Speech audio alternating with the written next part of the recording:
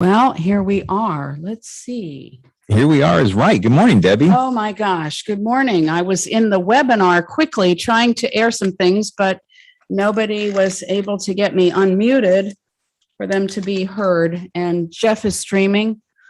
My internet is wonky, but hello. The gremlins are with us. I had a whole data loss last night of probably about 6 hours of work just got disappeared terrible. Magically. So, but you know what? That's the behind the scenes of that. It's tech talk, so we don't need to dive everybody's morning down with that stuff. It's an exciting morning. Can we get a track for Gremlins to register next year? Can they have their own track? We can do an audio described version of it. I think it'll be fitting. I'm sure we'll have our own Gremlins when we do hybrid, but that's how it works.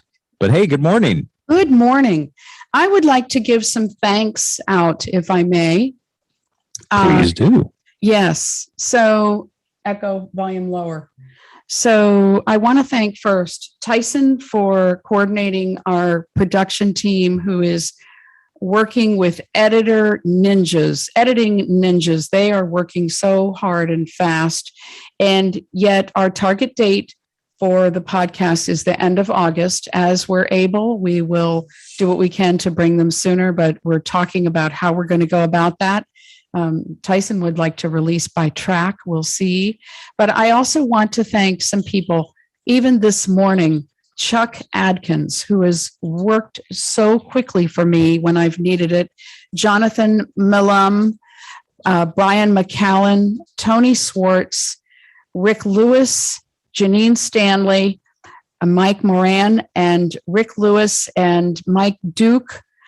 And all of them have been editing and producing, and Andre Louis, whose background music we're using quite a bit. Also, some streamers, Jeff Bishop, who's streaming right now, Jason Castonguay, Larry and John Gassman, and Rick and Deb Lewis.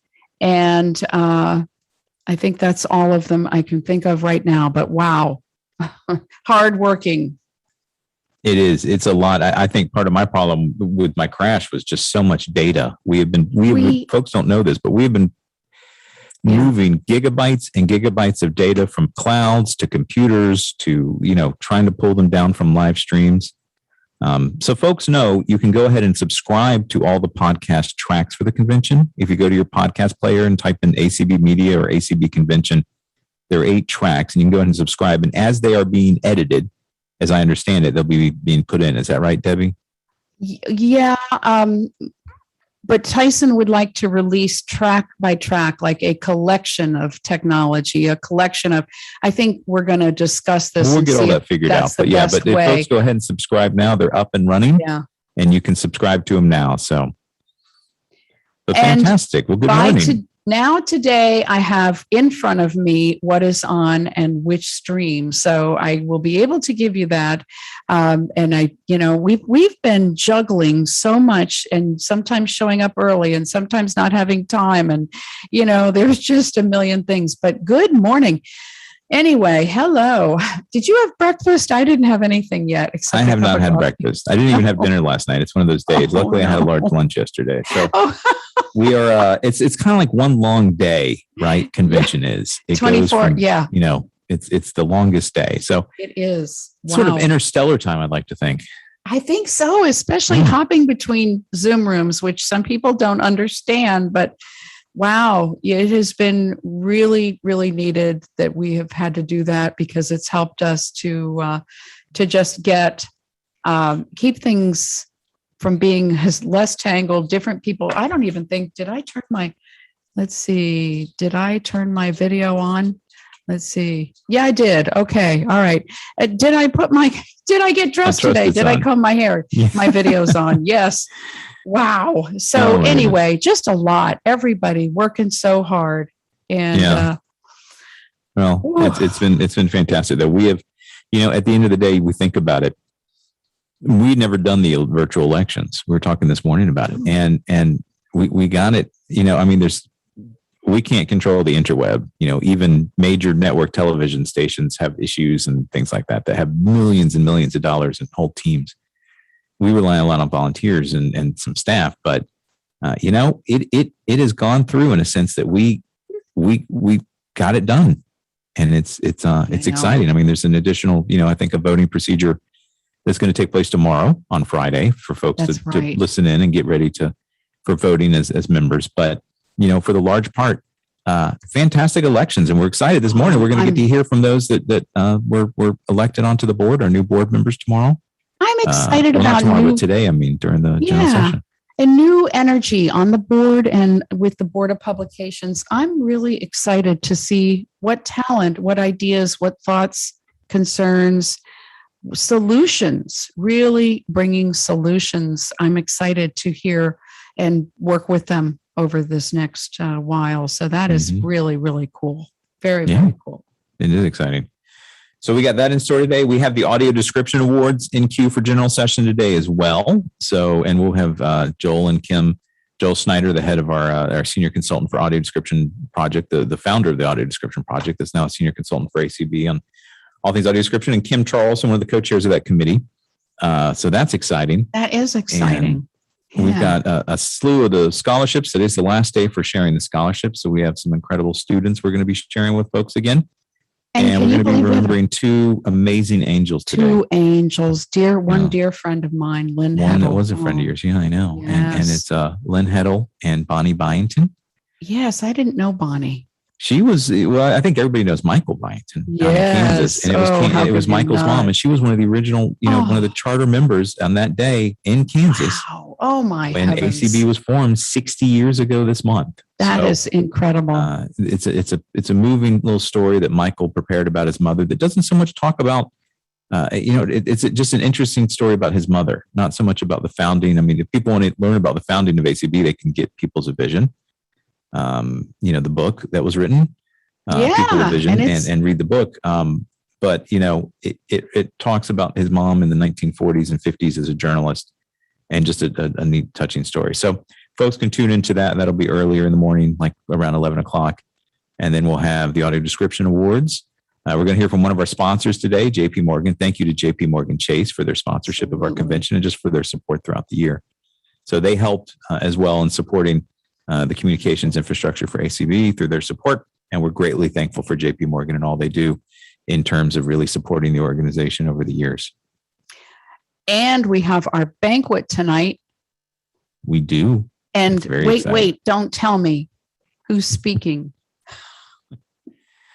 I'm so glad I was not, part of the studio audience for him for Q&A, because I am such a nerd for that show that I would get giddy, and that's not of me. So no, that is really, really great. That I've never heard him. I hate to admit my ignorance, but he's fun. He's got a good sense of humor. He's a funny guy. Yeah. And it's one of those shows that, NPR, some stations carry it around the country, not all do. So you kind of hit or miss, like Car Talk. I don't know if you ever heard Car Talk when that was on like years ago. No, I'm not.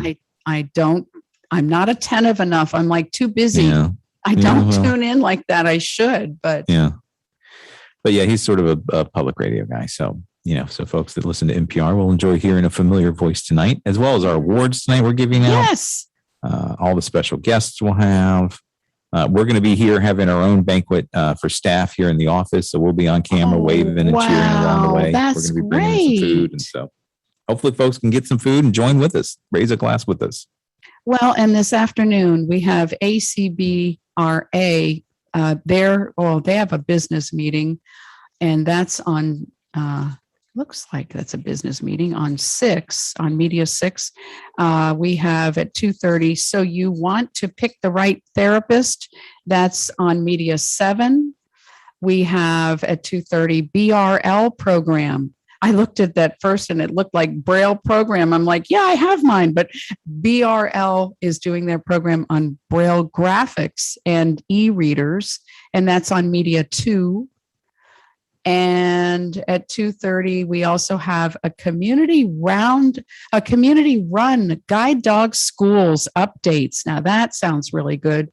That looks like that's on Media 1. And let's see, also at 2:30, tips and tricks for nailing that job interview. Wow, on Media 5. So That's what we have at 2:30. There are other things at 4, but I'll stop for a moment here and see what else do we have. A mini mall minute yet? Patty here? Patty or Carla, are you there? I have not heard yet. They've jumped on yet. So no, but boy, are they busy. Calls. If you call them, just leave your message. Try not to be impatient. Just know that they're very good at calling back. So that is excellent. And we got a new Lions underwriting spot that was just done this morning that will air when we have a chance. But I'm very happy that we have that now. We have underwriting now from Bits, from Families, Bookshare, AAVL, and Lions. I think that's all the ones we have. So, and Families.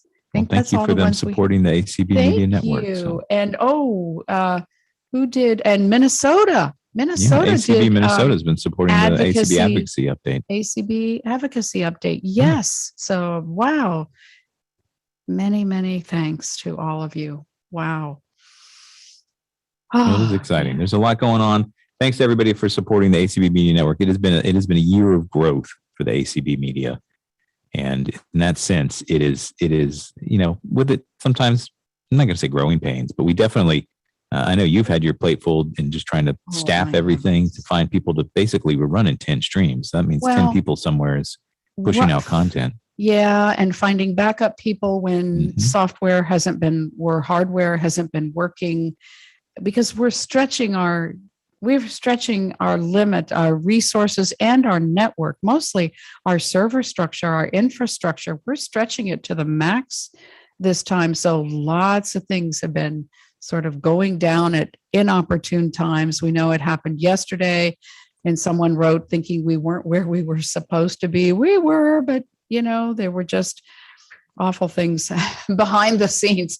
Not awful, but challenging things behind the scenes, things going down. So but I'm amazed at how much we are getting done and have been getting done. Holy cow. 166 breakout sessions, 40 hours of plenaries. I mean, over 400 hours of content. It's so amazing. Hundreds of speakers, hundreds of Zoom invites. It's a lot. But tons of videos, don't you know? Because you've been doing the video editing on a ton of things. I keep offering to help, but you keep reminding me. But it's video, and boy, oh boy, did I learn the hard way. If you don't have assistance when you're totally blind, if you don't have the right software or assistance when you're editing video, it can be rather interesting. I did it's a skill. one. Well, we've been able to get some support from a friend of mine is ex-CNN, and he's been helping. He's a helper. And then I did my degree in radio, television, and film for undergraduate, and I always bragged because the nice thing is that a lot of this stuff is just very technical, and if you know how to measure distance and if you know how to cut and paste, a lot of it you can do literally with your eyes closed. I mean, you can't be Steven Spielberg or his cinematographers, obviously, but there's a lot that's very practical that people can do. So I think a lot of folks are interested to know a lot of these video contents have been edited by people who are blind, myself and Rick Morin, who's blind, low vision. And and then other people that have been helping and putting stuff together. Well, I'll just tell you real quick. I had a situation once, I think actually Jason edited a video that was an interview that I did with somebody, and we thought it would work, the audio, but it showed somebody talking when they were drinking water and some other funny things. So the video content did not match up. It was like an international film from the 1970s where everything was out of sync or something. Yes, exactly. Now we've got a guest. We do, Miss Carla. Hey. Good morning, Carla. How are y'all doing? All right. Can you get closer to your mic a little more? How are things in Louisville this morning, Carla? Well, they're okay. They're all right. Okay. So, it was cool here in Washington. Hopefully the weather was not too muggy out there in the Ohio. Oh, well, it's kind of muggy, but it's all right. So, okay. Well, I'm here to talk about Lions. Patty is coming to talk about mini mall. Okay. We'll get the the two for today. We can get For both. folks that don't know, Carla is the I don't want to say the mastermind, but the almost like our CEO ex officio for the mini mall, right. and all the work that she does, and for Patty as well. But Carla does an awful lot of work around the scenes. But when she's not doing that, she's also playing a leadership role and a very active part with ACB Lions, who's underwriting ACB Media Network, and we're very thankful for that support. And this is a big year for you all, isn't it, Carla, as well? Yes, it is. This is our 50th anniversary. We were organized in 1971 as an ACB special interest affiliate. And at that time, it was called World Council of Blind Lions. The name was changed in the early 90s. I actually read an old Braille forum where it was listed as World Council of Blind Lions. And I believe that was around 1990 or so. So, then it became American Council of Blind Lions. So this is our 50th anniversary, and we celebrated the other night with our Millie's Place event that we hold each year. And so it was kind of a 50-year anniversary party. But we are also celebrating with having a special 50th anniversary pin. Those who register for ACB Lions as part of their convention registration will receive a 50th anniversary pin automatically. So if you haven't registered for ACB Lions, just hop right back on over to your registration form and add us on, and you'll get one of those pins. Plus, you'll be in on our door prize drawings after the convention is over. The other thing that is really cool is that we have a great session today. It is called Helen Keller and the Lions. And most people know that Helen Keller challenged the Lions years ago to be Knights of the Blind. And, it wasn't just those 4 words that's what everybody knows. But there's a lot more to that history than just 4 words. And Mike Hudson from the American Printing House for the Blind Museum is going to be with us today at our session at 5:30 to talk about the history of Helen Keller and the Lions. And he has some materials that he's going to be sharing with us. I'll tell you, Mike Hudson does an absolutely fabulous job on whatever he's doing. Last year, he did a general Helen Keller session for ACB families, and it was amazing. So if you have the time in your schedule to do so, whether you're a Lion or not, please plan to join us today at 5:30 for Helen Keller and the Lions and hear all of the information that Mike Hudson has to share with us. That's great, Carla. Thank Awesome. you. That is good. Okay. The Lions, I had a chance to be a Lions for about 10 years and loved it. Mm-hmm. And one of these days I'm going to get back when I'm not pulling my hair out with children. It's a lot harder with kids to make Thursday night meetings, but it's so exciting just with the affiliate and to see how it's been going for 50 years, going strong. I found out a couple months ago that Peggy Garrett I didn't know at the time, but we started a Lions Club together like in the 90s called the Athens Heritage Lions Club. Wow. When I was in grad school at Georgia. Had no idea that was the same Peggy because she had moved to Texas and got married to Michael. Right. Until like just a couple months ago. We were like, wait, that was you. And that was you. And it was all through the Lions. We met years ago. Oh. And it is a great, I don't want to say fraternity just in the sense of, thinking like men and, but it's a great fellowship of people committed to service. Cause that's the motto, isn't it? For the Lions that we serve, right? We serve. Yes. Yeah. And ACB Lions, while we are not an official Lions Club with Lions Club International, we encourage people to become part of their local clubs. Mm-hmm. And we try to act as sort of peer support for people when they're getting into their local clubs. For some, it's not difficult. For others, it really is difficult to figure out how you can be part of a local club and kind of fit in, because some clubs have had blind and visually impaired members, and some clubs just haven't. And if you're trying to join a club that hasn't had a blind or a visually impaired member or hasn't had one in a long time, it may not just be a real simple process, but it is really a good opportunity to serve. A lot of us in ACB Lions are officers or, have been president or are like I'm the first vice president of my local club this year.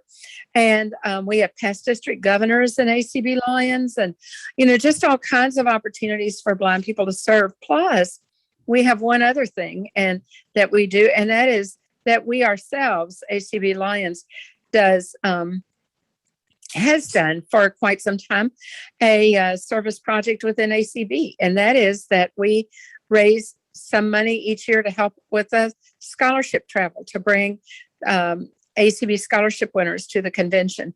And while we're not by any means covering travel for all of those winners, we are helping with bringing in 2 or 3 winners to ACB. That's great. And it's just a great way to meet other people around the country. Like you said, it's a collection of Lions from around the country that it is. Have that similar set of values to serve. So yes. And if anybody needs more information on ACB Lions, they can give me a phone call at 502-897-1472, 502-897-1472. And our membership dues are just $15 a year. So we always welcome new members. And we grew about 25% this last year, Tony. So we are on the move. Yeah, well, fantastic. And thank you. Congratulations on 50 years. That's an exciting anniversary. And thanks for supporting, ACB of Lions, supporting the ACB Media Network. So, all right. Thank you. Thank you. And I'll be calling you later. And all right. We gotta hop across the internet. I don't know what distance. Well, how far, Patty, are you from Carla right now? Are you all in the same room or no? No, we're across town. We're across town. So we're going to hop across town. Yeah. We're going to take the number 10 bus down whatever avenue. I can't remember the avenues. It's been a long time. Is it a mini bus to get to the mini mall? Well, I wish there was a mini bus that would take me down there. What do we got for a mini mall today, Patty? All right. So today we have our fidget cubes that we've had last year. And these little critters are, if I could get them in the video, I guess it's not wanting to work for me today.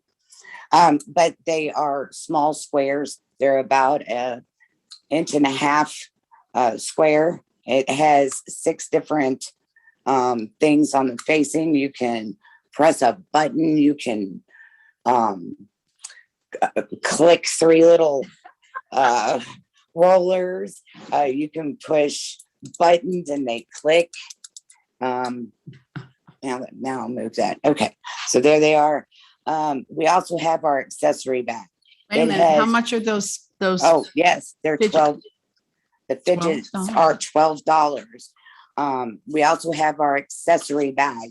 Now this bag has, why isn't this video working? This accessory bag has 3 zippers on the front pockets that go all the way across. And it has 1 big zipper in the back. And the accessory bag today is $15. We also have our pad folio.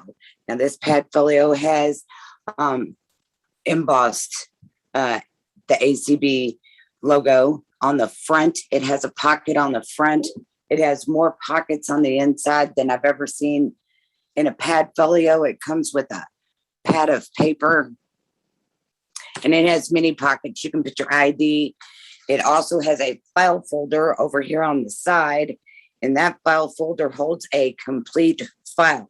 So you can take it out of your file cabinet and put it right down in there. It has a lot of other zippered pockets, and that is $35. And our steal the deal today is our caps. They come in many colors here: black, pink, blues, khaki, gray, and even a yellow. And the caps today, they're originally $18. They're 20% off, and they are $14.40. So grab a cap, keep the sun off your face and the glare down, and buy a cap from ACB. Love it. Got to protect ourselves from skin cancer. Yes. Yep. And you can Hats are call us important. at 877-969-MALL, 877-969-6255. Thank you. Yeah, thanks, you. Patty. We'll talk later. All right. Well, I think, well, no, we still have a few minutes, actually. Yeah, we got about 3-4 minutes left Wow. before we get ready. Another exciting day that I'm just looking forward to. We're counting down the days. We only have 2 more days of convention left. I know it today. It seemed like an and eternity tomorrow. to get to the point a week ago. Oh my gosh. Yes. Yeah. Amazing. So, and yet it's going to still be a very full day. And tomorrow we have those Olympics and we do pre-show. Yeah, we're going to be running that out of our Alexandria office. We got some amazing guests on an international level who are going to be talking with us tomorrow. And so check it out. That's going to be at 5:45 p.m. on Mainstream One and on our YouTube Live. You can go to acbmedia.org to find out where all things are being played and streamed. And then the rest of the show, or the pre-show, or the rest of the show at 7:30. Yeah, the Olympic Games. We were able to get the actual Olympic Games with audio description is going to be pushed out through our media channels. Yeah. NBC Universal granted us permission for this special occasion for our 60th anniversary. So thank you to Comcast, who's a diamond sponsor this year. Tom Lakowski. Wow. Tom Lakowski and Company. Tom will be on tomorrow night. So we'll get a chance to hear from Tom and talk about everybody that's just getting excited at NBC for the Olympics. And so we're going to have that audio description party. And I'm sure on Clubhouse and other places like that, the party will go through the night as it has in past conventions. So hang out for afterwards. We got after party tonight too. I think we have karaoke afterwards, don't we? Community karaoke, the community way. Yes, indeed. Yeah. So very cool. But it's that time, I think. Getting close. Yeah, it is. Yeah. It just gives us just time to get to our seats and all that good stuff. Exactly. I might step on some toes. We got to run. So. Okay. Oh gosh. Well, thanks, Tony. And likewise, Debbie. Always.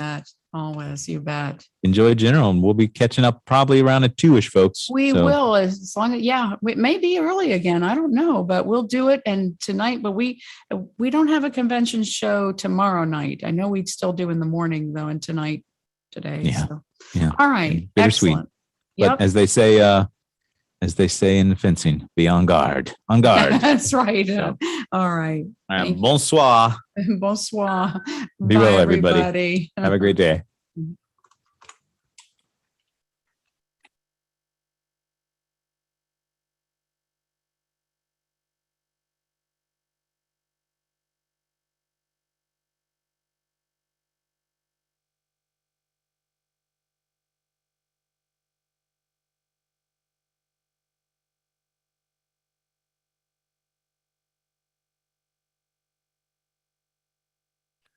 Welcome everybody back to day 7 of the ACB 2021 conference and convention. Better together wherever we are. Wow, what a wonderful day we had yesterday. It was so exciting to see us complete our candidate elections. Congratulations to all of our returning officers, board of directors, and board of publications, board of directors. We will have an opportunity a little later this morning to hear from our remaining winning candidates from yesterday. And I just wanted to take 1 minute for a few announcements.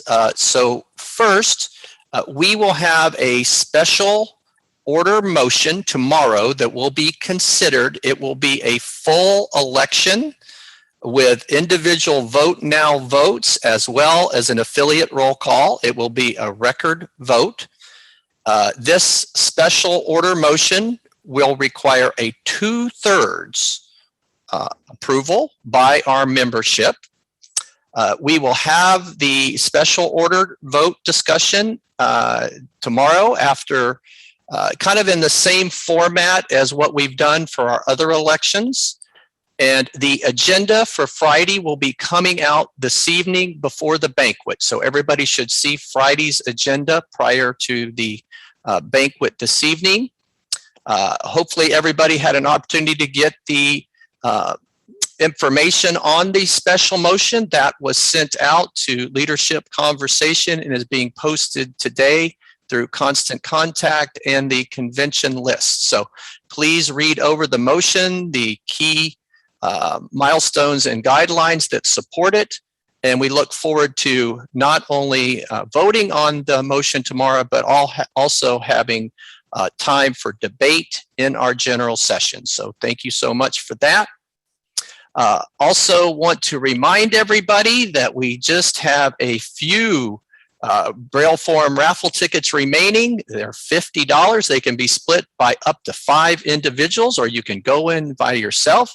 So if you want to get in for that opportunity to win $5,000, $1,000, or $500, call. It has to be on video. Excuse me, we need to mute, please. We need to mute. We need to mute.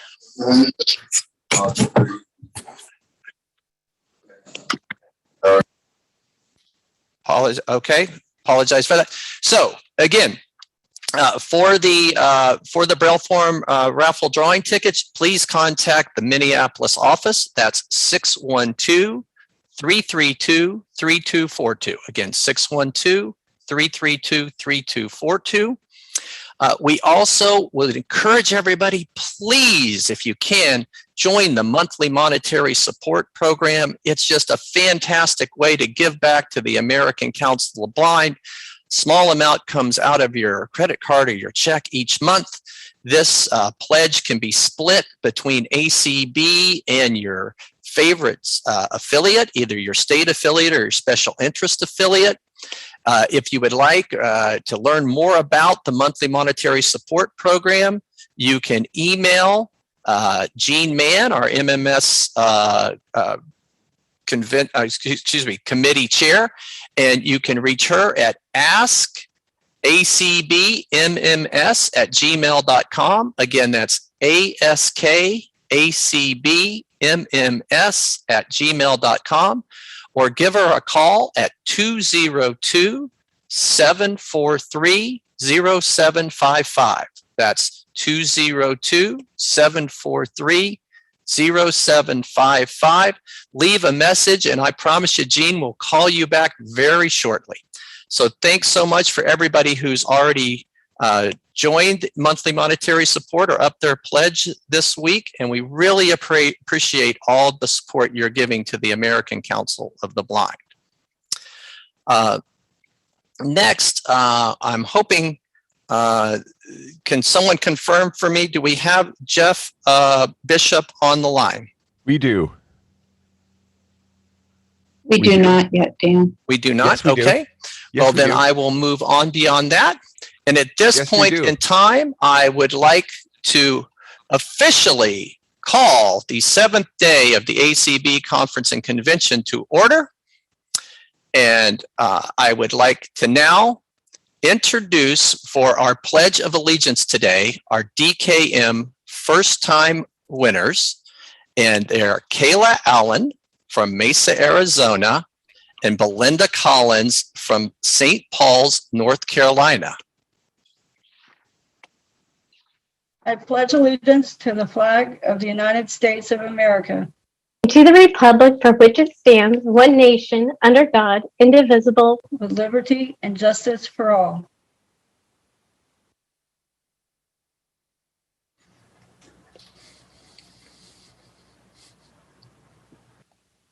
I'm Dan, hearing can you hear no me? volume.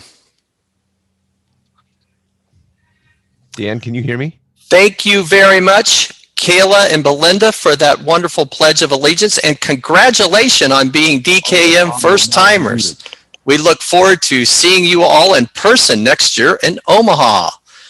Now, I would like to take this opportunity to introduce Tony Stevens, our ACB Development Director, to present our convention sponsors. Thank you, Tony. Hi, everyone. This is Tony Stevens, Director of Development for the American Council of the Blind. I'm excited to share with you today our corporate sponsors for the 60th Annual ACB National Conference and Convention.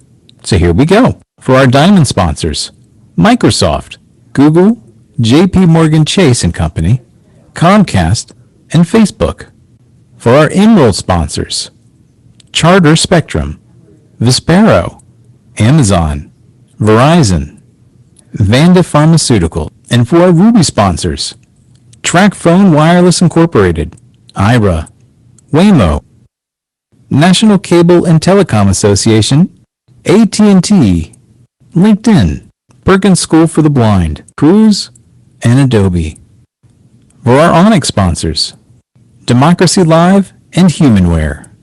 For our Coral sponsors, National Industries for the Blind, National Library Services, and Library Users of America. And for our walk sponsors, the Macular Degeneration Foundation, National Industries for the Blind, and Vanda Pharmaceutical. Thanks to all of our corporate partners for supporting this year's conference and convention. Tell him we'll get him later. Hello, everybody. Welcome back. Thank you, Tony, so much for those wonderful convention sponsors. And now I would like to take this opportunity to introduce our winning candidates from yesterday. First, I would like to introduce Connie Sims, who will be serving a one-year term on the ACB Board of Directors.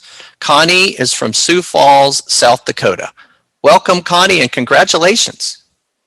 Thank you, Dan, and thank you to ACB membership. Want to congratulate Landslide Doug for his win, and I also want to congratulate Chris for his win. They were both good races, and I think they will both do wonderful jobs. Doug, again, as an incumbent, and Chris as a new timer. I've worked with Chris before, so I think it will be great to work more with him. I truly want to thank my team, I would call them, Sheila Young, Anthony Corona, Pat Sheehan, and Doug Pitts for all their support and helping me. I really would like to thank my husband, Seth, who has been my rock and supporter through our whole marriage and through all of this, and it always encourages me. And then my parents. I wouldn't be the advocate I am today if it wasn't for them, who taught me at a very young age to advocate for everyone, not just the blind, the low vision, but for everyone in general. I was taught that everyone is equal. No one is better than each other, and we all have abilities and skills at different levels, but everyone can accomplish everything. And I hope I can help show that and bring that forward with ACB being on the board. I will continue to do my hard work that I have been doing with the voting task force. Looking forward to the 2.0 voting task force, my transportation, the health and wellness campaign. I think that ACB is a wonderful family, and I look forward to seeing it grow and hoping that we can all just continue to be inclusive and see diversity. So I just want to thank all of you for believing in me and for all the support you've given me. So thank you.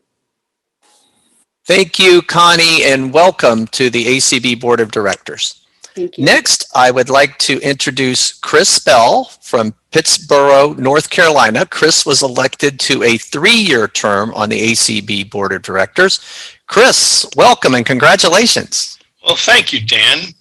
And I want to thank the American Council of the Blind community and this wonderful convention that has allowed us to exercise our democracy as an organization, which is truly terrific. And I know we will continue that in future conventions. Even if we can meet in person, we'll still have a virtual component.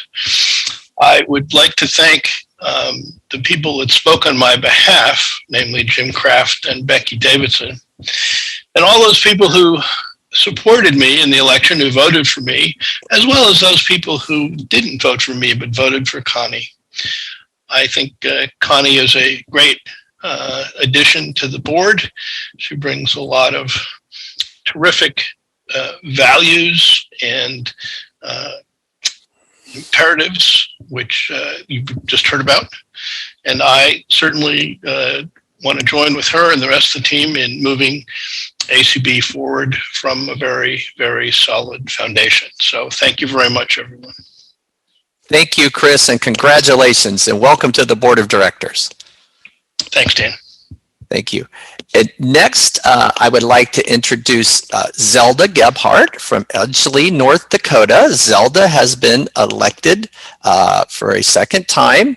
Maybe officially her first term. We still have to figure that out exactly, but we'll make sure we have that right. So I would like to now introduce Zelda Gebhardt from Edgeley, North Dakota. Welcome, Zelda.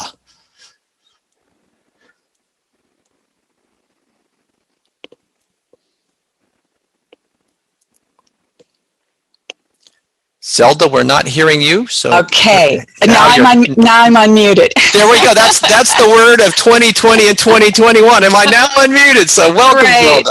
Well, thank you, Dan, and good morning, ACB. I am really pleased to be able to serve again on the ACB Board of Publications.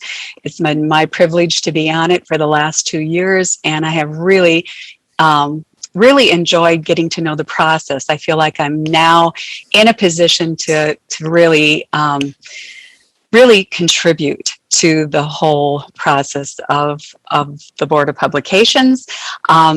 Please know that I'm dedicated to serving each and every member. The BOP is small. We're just 5. And right now we're currently 5 women, but we are small, but we're mighty. And we're here to do your wishes. Please contact me to share your concerns and ideas. Know that that's always welcome. And I'm not going to share my contact information right here, but you can receive that by going to the ACB website and look on the candidates page. My information's on my candidates page. So I also invite you to attend our monthly BOP meetings. They're on Zoom, and they're also streamed on ACB Media the first Tuesday of every month. So know that you're always welcome at those meetings. We do have an opportunity on the agenda for anyone to share. God bless America. And I agree with that sentiment also. But please look for reminders for that meeting, which will be on the leadership and conversation list. And once again, I want to thank you for having confidence in me to work on your behalf.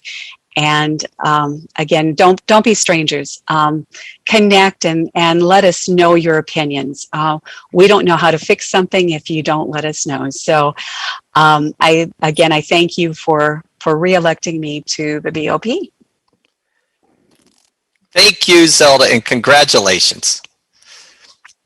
Next, we'll hear from Penny Reeder from Montgomery Village, Maryland. Penny has been elected re-elected to the ACB Board of Publications as a Board of Directors. So Penny, welcome. Thank you, Dan. And thank you everyone for voting for me. I really appreciate it. I want to congratulate Deb for moving on up and thank Mark for the great job that he did as first vice president. And also congratulate Katie. I can't wait to be working with you as chair of the BOP, and to Zelda and to Cache. And I want to thank Susan and Paul for being there for me and helping me figure out what to do on the BOP. And I hope you guys will continue coming to our meetings because we need you. And as Zelda said, our meetings are streamed live, and they're also a place where everyone is welcomed. And there's always a place on the agenda for everyone to speak. And the way we know what you want us to do is for you to tell us. So, as I've always said, it's all about communications with ACB. Communications allows us to get to know one another and to communicate with the real world, the rest of the world, about who we are and what we do. And that's the mission of the BOP. So I'll do my best to fulfill that mission, and thank you so much. Bye-bye. Bye, Penny, and congratulations, Penny. Welcome back to the BOP. Thanks. And last but not least, our third elected for her first term to the BOP Board of Directors, I'd like to welcome Cache Wells from Jacksonville, Florida. Cache.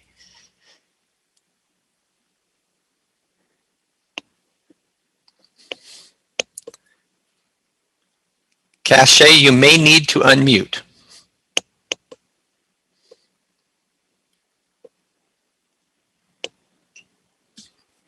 Hello?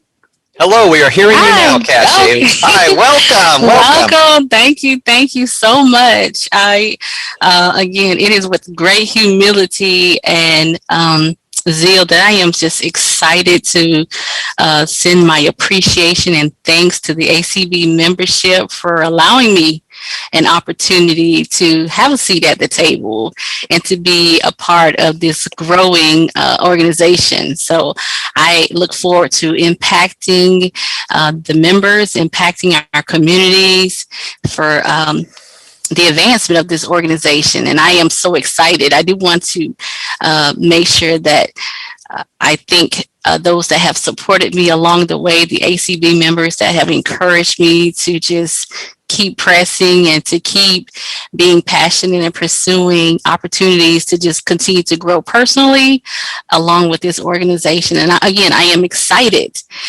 for what is to come. I know that I'm going to be working with some amazing group of people, some amazing group of members, and I look forward to impacting not just this organization, but our communities all over. Thank you so much. Thank you, Cache, and welcome to the BOP.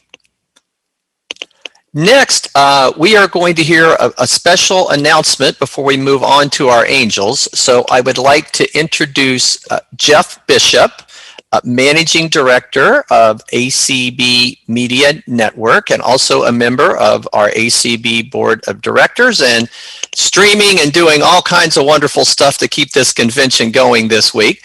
But we have had some conversation on both our leadership and conversation list concerning a few outages that have happened to ACB Media during our convention this week. So I thought I would be best to hear from Jeff and let him explain what's going on and what we're doing to investigate the issues. So Jeff Bishop, thank you, sir. Yeah, thank you, Dan. Good morning, everybody. I hope everyone is enjoying your convention. We've been working really hard behind the scenes and streaming lots of content, lots of media channels this year. And there have been a number of issues. We don't know if we want to dive into all of that here. You can be rest assured, though, that we have lots of people on all of the issues that have been encountered. And they've been a little varied. So it's been a kind of an interesting situation this year. But I just want to reassure everyone that we are doing everything that we can to ensure that things are stable and maintaining a good stream for everyone. So we'll share out more details with everyone post convention, and we're working really hard on all of the podcast editing and all the things behind the scenes in that respect as well. We'll also have content up on ACB Media 1 starting this weekend for replays of general sessions as well as primetime events on other channels, and we'll get that schedule out to you as soon as it's available so that you can listen and catch up for things that you missed. So if anyone has any questions, they can write to support@acb.org, support@acb.org, and we'll be monitoring that email address, and we'll pick that information up and definitely respond to you. Thank you, Dan. Thank you, Jeff, and thanks to the broadcast team and all they do to, it's pretty obvious, but we are streaming basically live at least 12 hours a day for 8 straight days. So and in many cases for our breakout sessions, we have 8 concurrent channels plus a convention channel. So truly 9 channels of live content coming out over the airways. So thank you, Jeff, and thank you, Debbie Hazelton and Rick Moore, and all the hard work that the ACB radio team and ACB Media Network is putting out there to bring this convention to our membership. We really appreciate it. Next, I would like to take an opportunity to introduce our ACB Angels for today. You will definitely recognize both of these names. First, Lynn Heddle from Alabama, and second, Bonnie Byington from Kansas, and their testimonies are going to be presented by Tony Stevens, our ACB Development Director. So thank you, Tony. Lynn Nettle, from friend Nancy Pingraff. On April 9th, 2020, Lynn Nettle made her transition from this life to the full expression of her angel life. It is my honor and my privilege to write some words of celebration of Lynn's life. At the time of her passing, she was vice president of the Alabama affiliate of ACB. She was also president of the Birmingham chapter, as well as the special interest affiliate, Friends in Art. So all three groups are sharing in sponsoring Lynn's place on the ACB Angels Wall. Nancy shares, Lynn came to the Alabama School for the Blind when she and I were sophomores in high school. We were friends from that time on. We went to our first ACB convention in 1981 in St. Louis. Lynn started work for the VA in 1984, initially teaching daily living skills, but for most of her time there she ended up teaching computer skills. She worked there until the spring of 2016 and was very devoted to the veterans, many of whom remained her friends throughout the years after they completed their classes. She lived life to the fullest, and her warmth and humor were magnets for many friends. She was a gifted teacher, an avid reader, and a talented writer. When a thing interested Lynn, she had a way of magnetizing people of like interest to her. That quality is a primary component of her being such a good leader. She got interested in playing the harp, so several of her friends, myself included, Nancy added, became interested, and we all started learning to play the harp in her community. As long as she played, she participated in a harp circle. She played for veterans along with many other groups and places throughout Birmingham. Over the years, she sang in many choirs in communities and churches where she attended. Lynn's home is a place of welcoming and love, and if she was at home, she would create some of that warmth and inclusion in the gatherings that took place. Whether she was a hostess or just one of the participants, she was such a loyal and cherished friend, and she is deeply missed by all who knew her. Bonnie Byington, from her son, Michael Byington. My mother, Bonnie, was a charter member of the American Council of the Blind. She was born in 1923 and died in 2006. Bonnie was the convention coordinator in the 1967 convention, and while she did not remain consistently involved on a national level, she was, however, always deeply involved with the Kansas ACB affiliate. Bonnie was born on a Kansas farm in 1923. She had low vision from birth and was unable to use printed materials. Her parents sent her to the Kansas State School for the Blind in 1931. She graduated in 1943. She then attended Kansas State University, graduating with a BA in journalism in 1946. She worked toward a master's in social work at the University of North Carolina, but was hired away from this pursuit to become a social worker for the blind in that state. Bonnie, however, stumbled onto the fact that one of her bosses was embezzling state funding. She turned her boss in, and investigators eventually told Bonnie that they were uncovering graft at high levels, and for her safety, she should quit her job and leave the state. She left North Carolina quietly and returned to rural Kansas. She was told that she would be subpoenaed when her testimony was needed. The subpoena never came, and later she learned that a local newspaper reported her death in an automobile accident. She then found part-time work working for a rural newspaper in Kansas. It was not a great job, but it gave her a forum and got her some literary notice. She was able to use this to get a trial at the Wichita Eagle, at that time the largest newspaper in Kansas. When the Eagle learned that she was blind, however, the trial was one which would be illegal today. They said that they really didn't know if a blind person could do anything. So they gave her 3 months to prove herself. At the end of the trial, the managing editor said that she had done well, but said that all of their full-time reporters had a regular beat and they cannot give a blind person a beat. She might miss too much. They offered her permanent half-time employment as a fill-in reporter. She asked if she could have until the next day to consider the offer, and they agreed. She then left the office and took a long walk. She had a lot to think about. There was no safety net at that time. Could she make ends meet? As she walked and thought, she realized that she was in an unfamiliar neighborhood. She was not concerned because she knew she could retrace her steps. She eventually smelled a newspaper. Newspapers of the late 1940s had quite a unique odor due to the printer's ink. Bonnie thus walked and sniffed and finally came to the newspaper building. She could not read the sign reading the name of the newspaper. She discovered an alcove by the front door, and she waited until the door opened and a receptionist answered the telephone. Labor Union Press. Armed only with this information, she went in, asked for the managing editor, and inquired about half-time work. She explained her situation with the Eagle. It was such a unique story that the guy decided if she had the chutzpah to be standing in front of him, then she had a shot.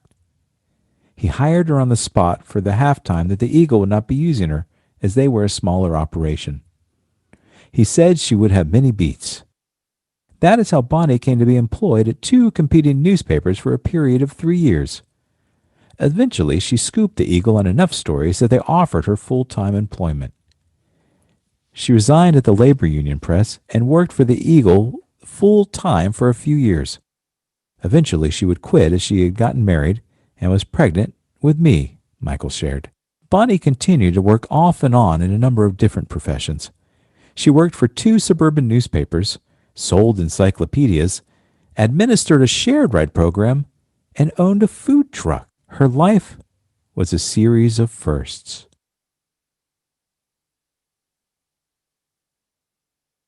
Thank you, Tony, and thank you, Lynn and Bonnie, for those wonderful lives well lived. American Council of Blind will never forget you, and we appreciate the fact that you will now be on our ACB Angels Wall.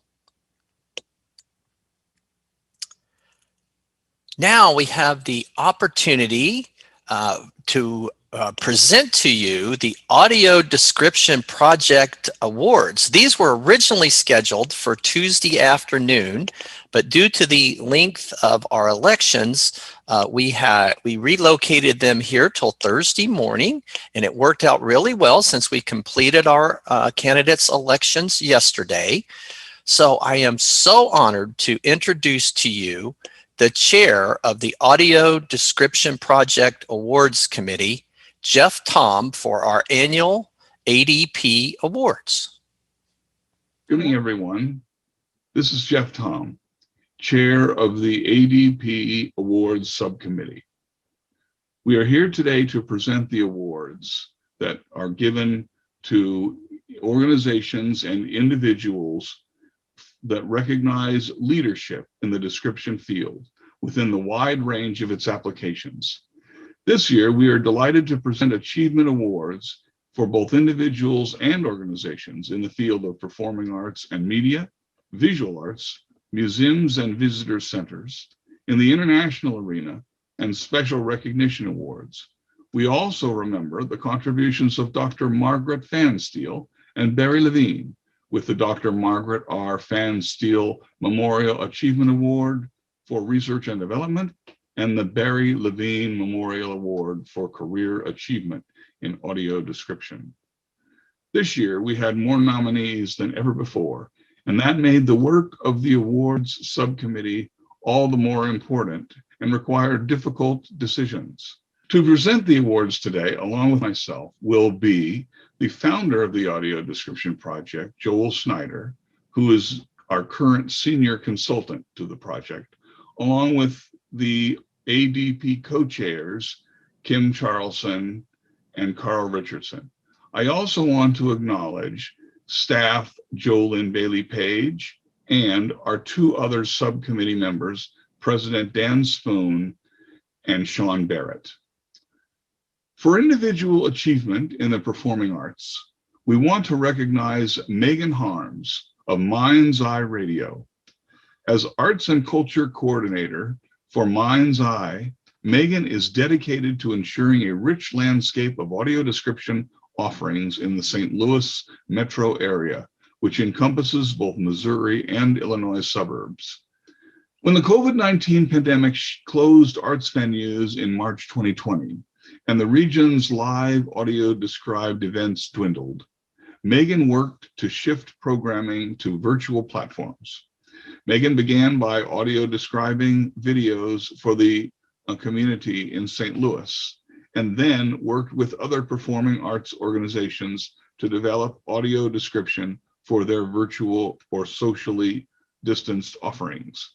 Examples include description of the Starcloth Disability Institute's Dream Big Career Camp and the outdoor performing arts installation, A Late Summer Night's Stroll by the Shakespeare Festival St. Louis, which allowed the spirit of Shakespeare's A Midsummer Night's Dream to be shared in a socially distanced way. Megan developed and debuted a virtual Describe Ballet class in partnership with Vitality in Motion. This 4-session class filled quickly with participants who were blind or visually impaired. Megan also added audio description for the Opera Theater of St. Louis for a virtual series at the Missouri Botanical Gardens and for self-guided tours at the Soldiers Memorial Military Museums. Megan, congratulations on this award. So during this pandemic, just like everybody else, Minds Eye had to just figure it out. We had to figure out what to do next. It was a lot of self-preservation. It was a lot of, I'm not going to have a job if my job is audio description and all the theaters are closed. So I was lucky enough to have a background in virtual audio description. I'm a contractor for 3Play Media. So I knew that it exists, that it's a possibility to have this description. And I knew that theaters were producing things, or they were at least putting things online. So it just made sense to me that we had to do something because there wasn't any new audio description happening out there. So the first thing I did was I just contacted a theater, St. Louis Shakespeare Festival, and said, hey, I saw you have this video online. Can we describe it? And they just said, okay, whatever. And when I did that, I had no idea what I was getting into. And it was literally just typing words into a Word document. And it was very hard. And we completed it and it was great. It was a decent final product.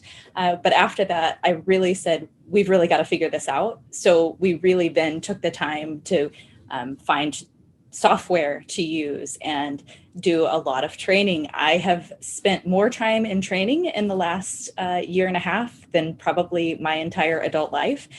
During this time and before, I was originally trained by Joel Snyder, but also the Audio Description Association and Vocali, and really audio describers all around the world, people that I would never have had a chance to have any training with before. During this pandemic, I've had so much audio description training with people all around the world, and I would not have been able to do it without them. I couldn't have done any of this without my organization behind me, without Mind's Eye, and my boss in particular, letting me have the time to figure it out. I didn't have to worry about trying to hurry up and get things done. It was enough to just say, I'm trying, just let me figure it out.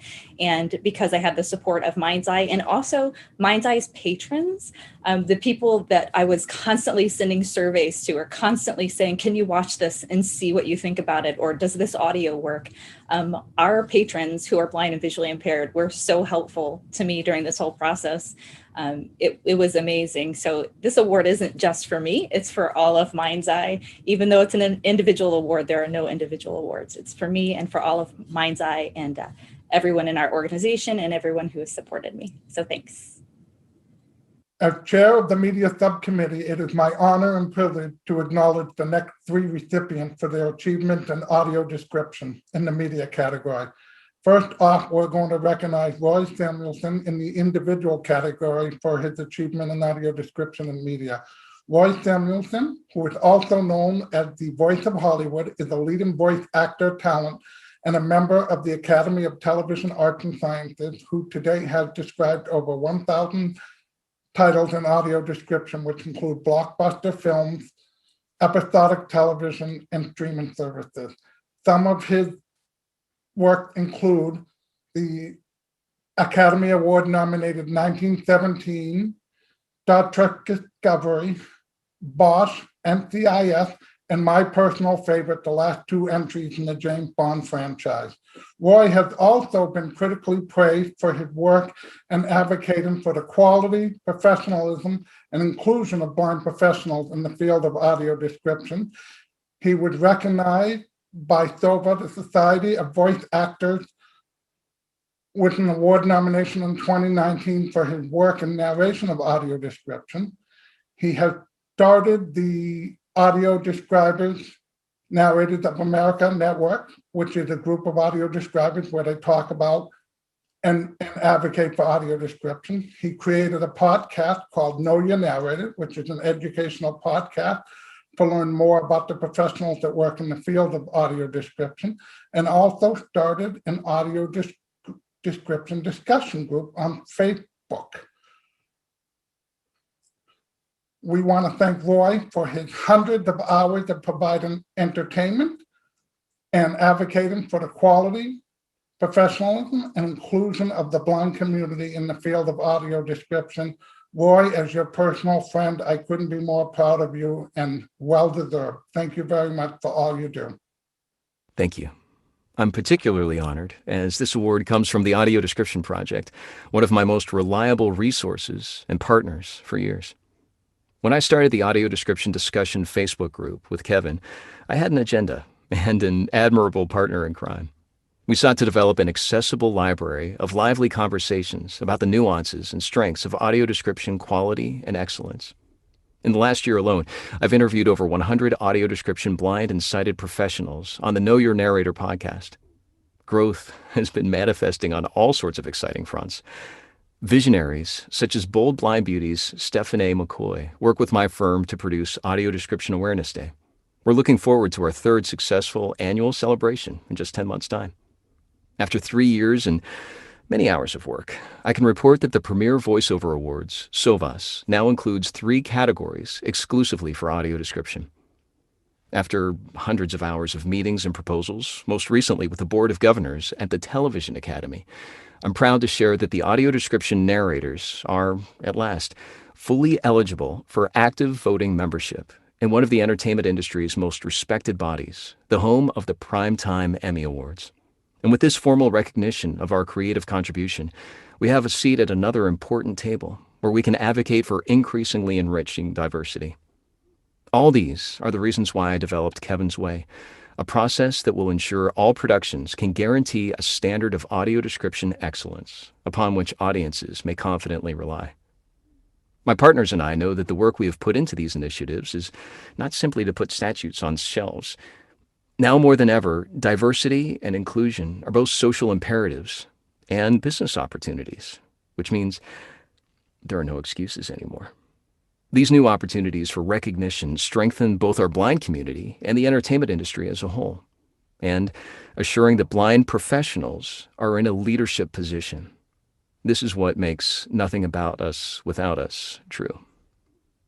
And this award encourages me to continue making noise about the merits of audio description, and I invite you to raise your voices with me. Together, we can help an industry tap into an underserved and undervalued constituency, not by treating it as an afterthought, but by respecting its creative, social, and economic value, and by demanding parity and equity on behalf of the nearly 37 million blind and low vision Americans who deserve nothing less than the same level of creative immersion that is presently enjoyed by their sighted brothers and sisters. Thank you again. And don't forget to alt text your images that you post. And for this moment, that would be sighted tall white guy with a black t-shirt that reads in Braille, "What?"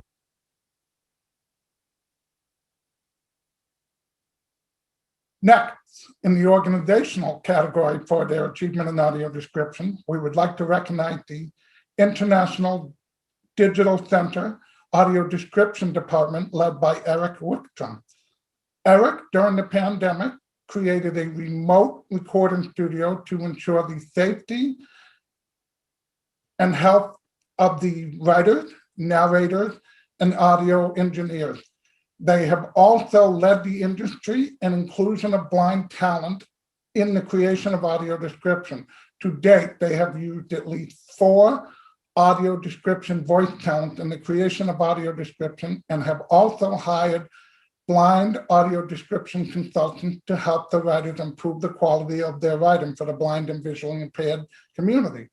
They have also worked with a major streaming service to improve the quality and writing guidelines of audio description when it comes to describing diversity.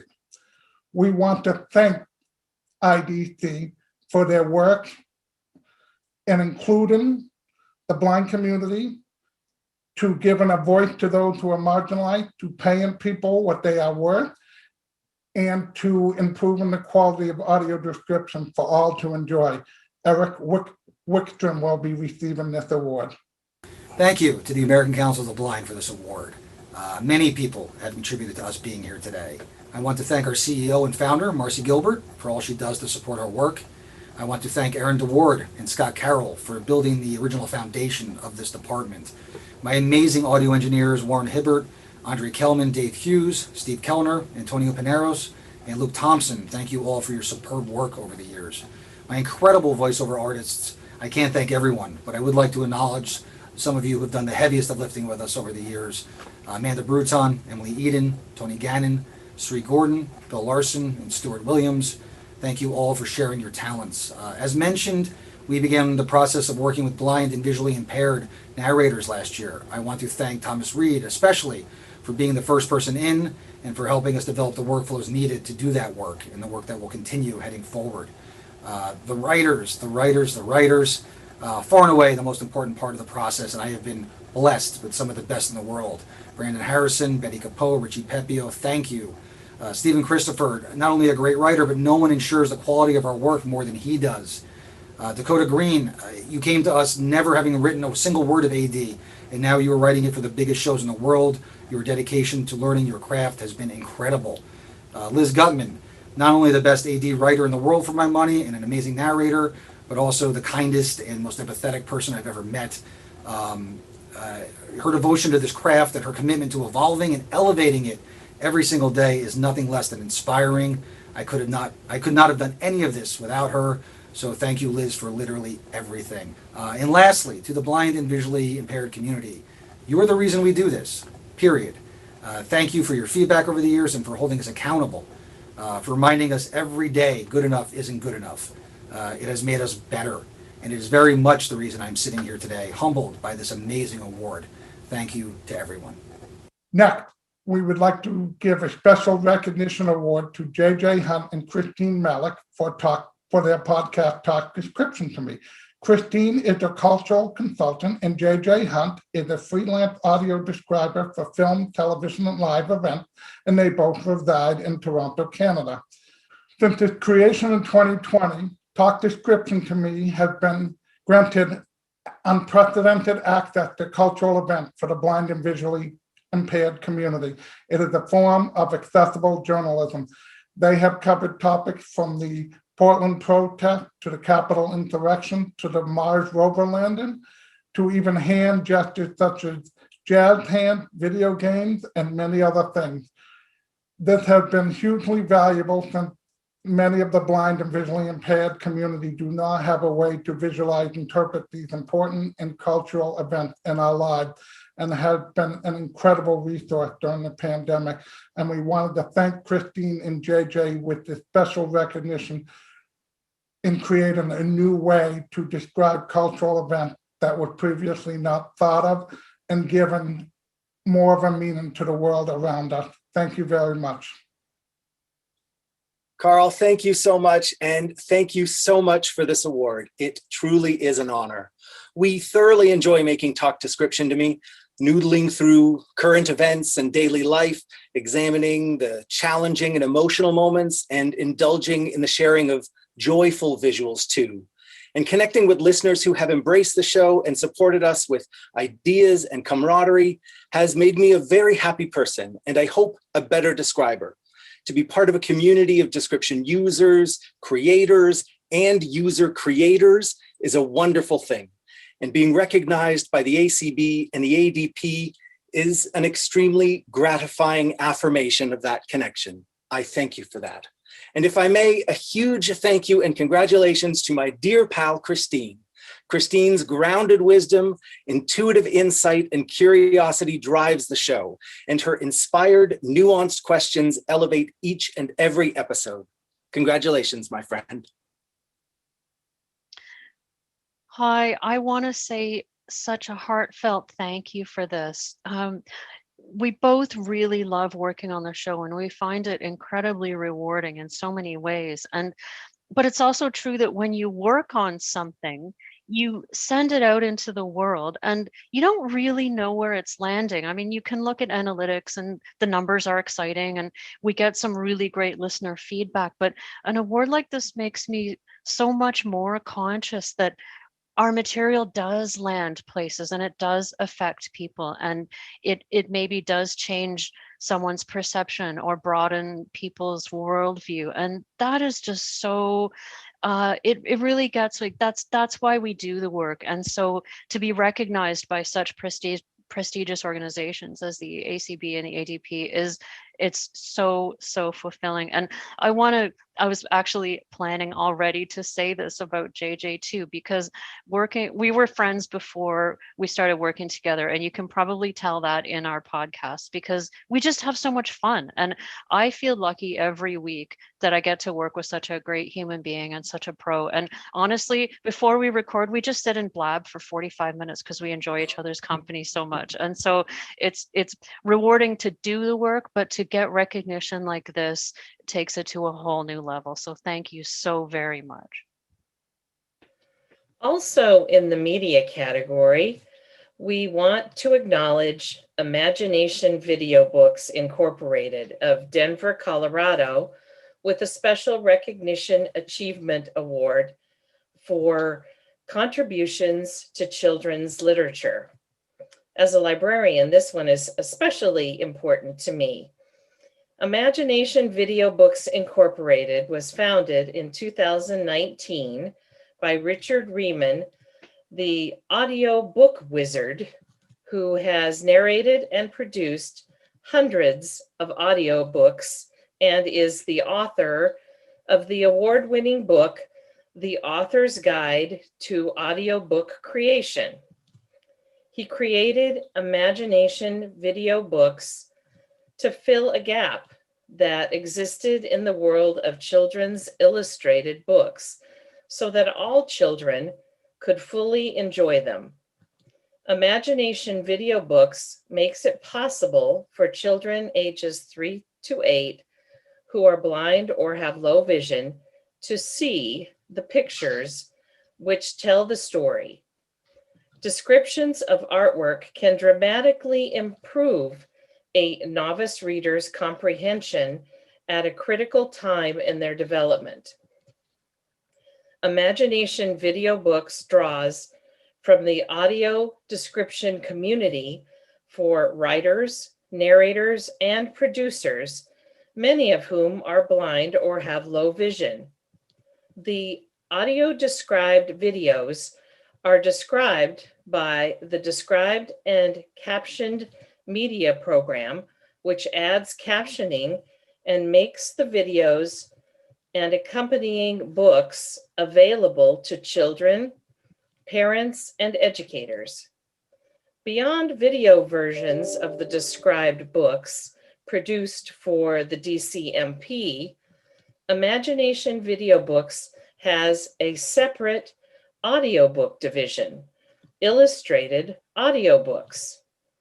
Through distribution partners such as findaway.com, audiobooks with audio description are being published to Audible, audiobooks.com, Google, Apple, Hoopla, Chirp, Downpour, Libro.fm, and over 20 other distribution platforms, including public libraries.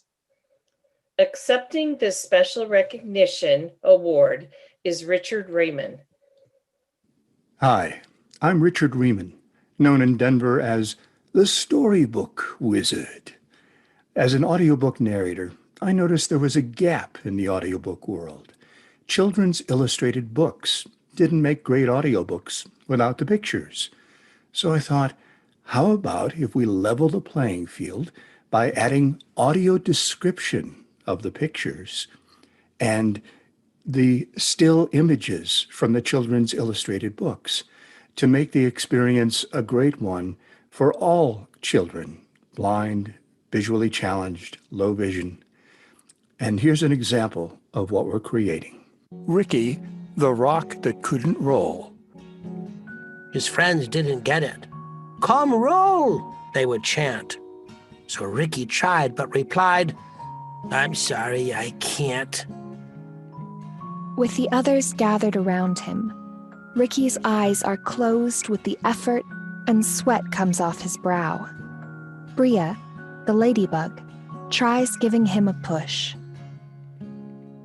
But the rocks were determined. They were sure they could solve Ricky's flat-sided problem and help him revolve. So Marvin the boulder, with his impressive physique, carried Rick all the way to the hill's grassy peak. Then he pushed him downhill, yelling, "Keep rolling, kid!" But Rick didn't roll. He just kinda slid. As Ricky speedily slides down the steep hill, he says, "This feels like a bad idea." Audiobooks and video books with audio description. Thank you so much to the American Council of the Blind and the Audio Description Project for this special recognition.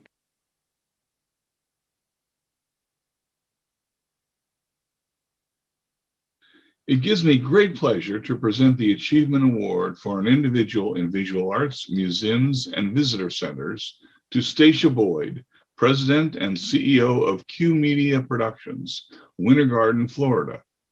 Quote, "Providing accessibility isn't about showing a spotlight on a disability.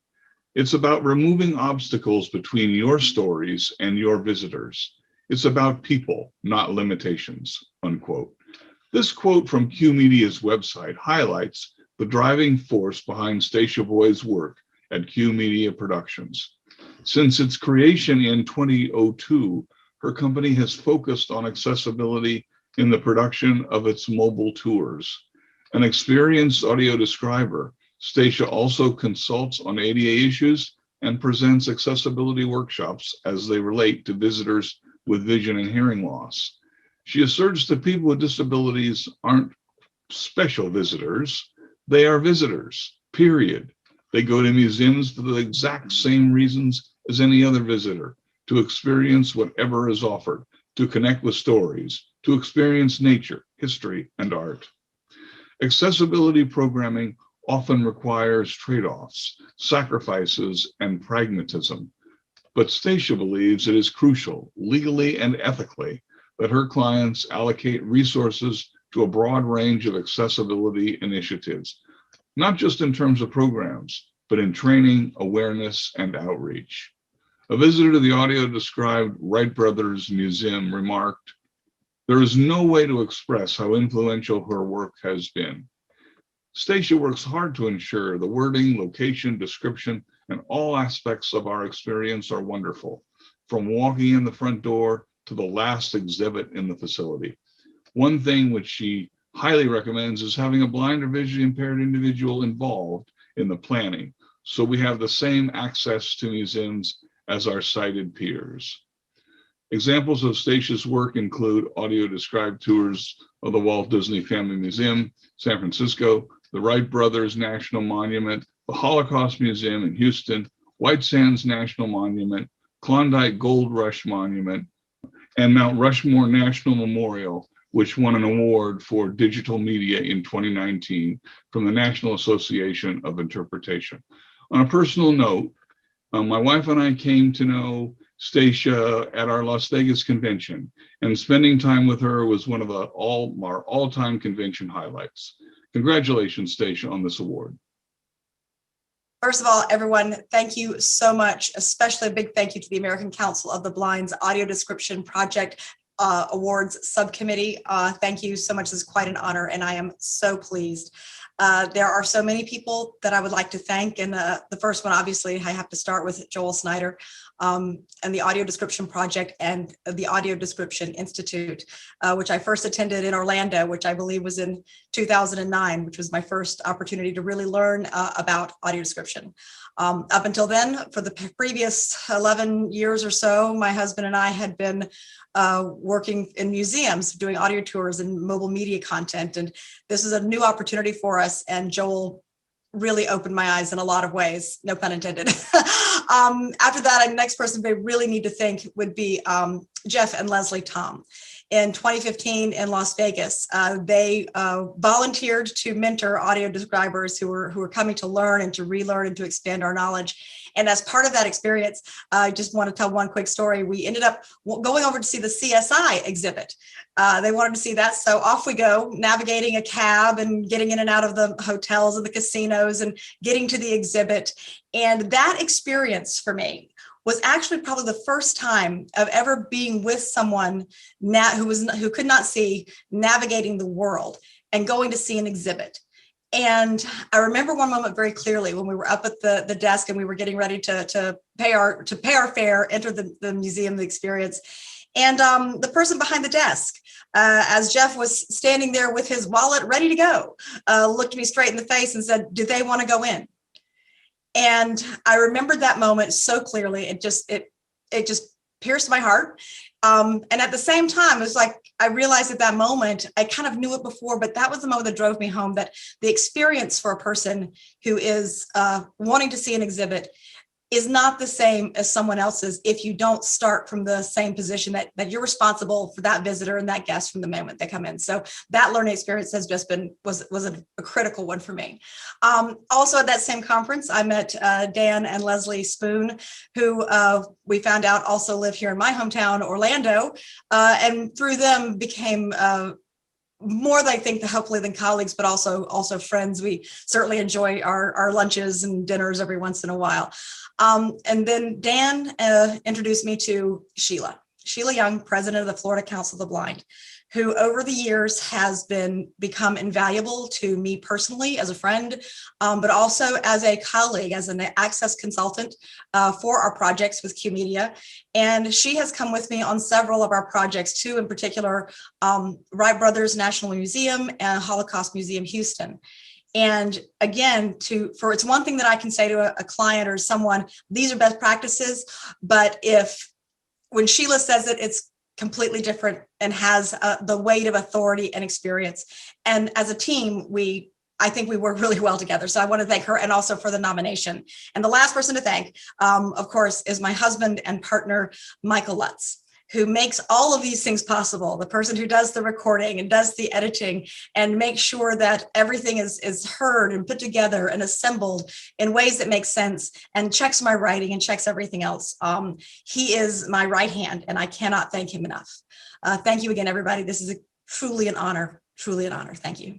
I want to acknowledge the next award, the Achievement Award for an organization in visual art, museums, and visitor centers, to recognize the U.S. Olympic and Paralympic Museum.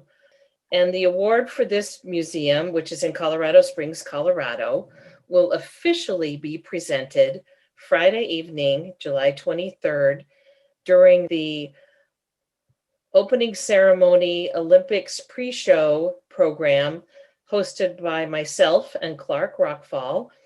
And we will be presenting the award then, along with a lot of other interesting information about the Olympic and Paralympic Museums. So stay tuned for that program on Friday evening to learn more and to see the award presentation. This year, our International Achievement Award in Audio Description goes to the Association of Blind Citizens of New Zealand for their years of powerful advocacy on behalf of audio description in Aotearoa. New Zealand has no legislation requiring media accessibility for any audiovisual content. As a result, this landscape has evolved slowly, and community advocacy has played a crucial role in enabling the launch of captions and audio description on linear TV. The Association of Blind Citizens of New Zealand is the leading blindness consumer organization and one of the oldest advocacy organizations in the disability sector in New Zealand. Blind Citizens New Zealand worked and campaigned for many years with the community, government, and broadcasters for the introduction of audio description. Finally, in 2011, after years of advocacy, audio description became a reality in New Zealand.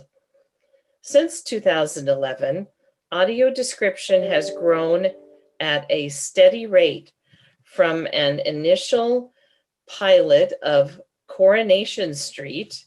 New Zealand now has around 80 hours per week of audio described content on free-to-air TV.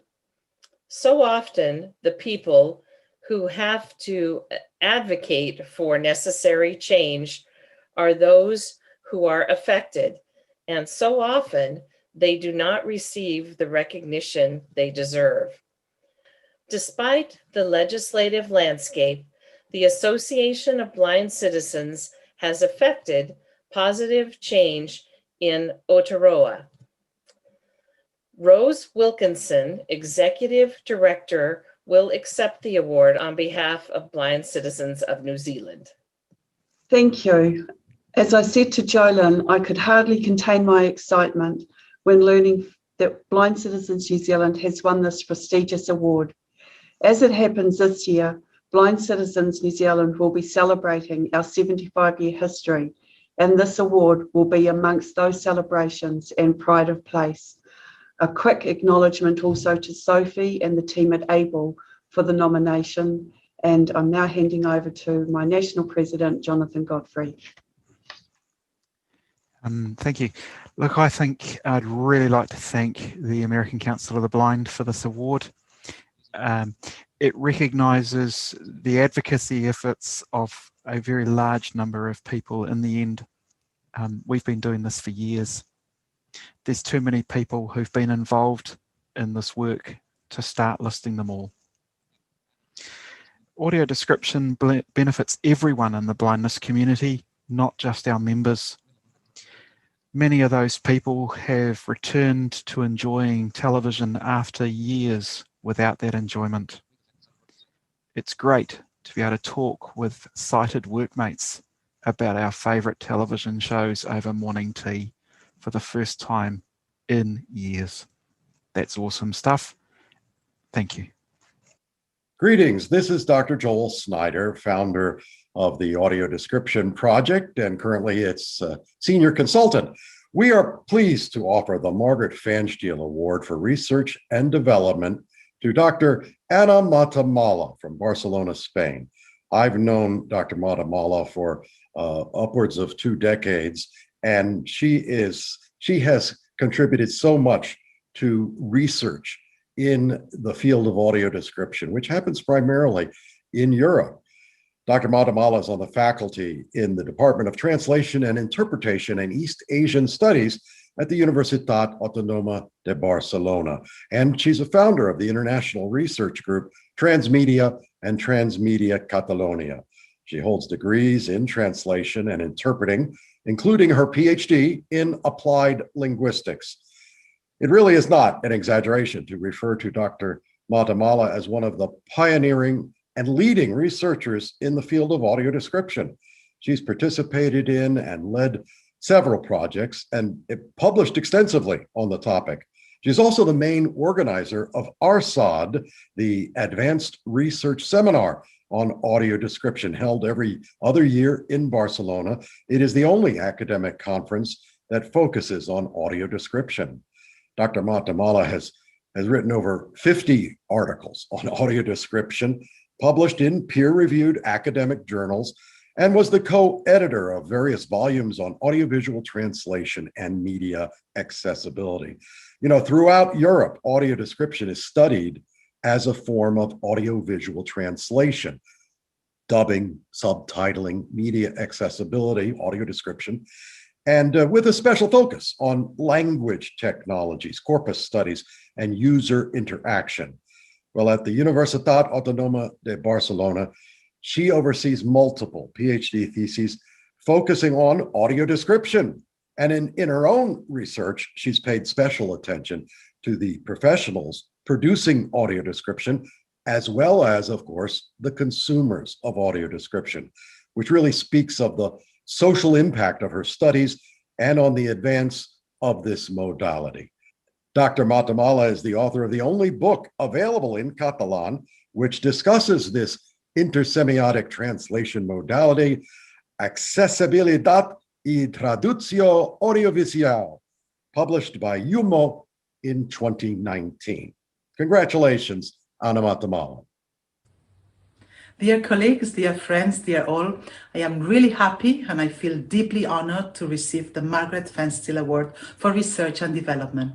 Audio description is one of my research passions, and this acknowledgement from a user association such as the American Council for the Blind is really, really a privilege. In 2004, I went to London, a long time ago, to a conference on audiovisual translation. And there I attended a presentation by Dr. Joel Snyder and became fascinated by audio description.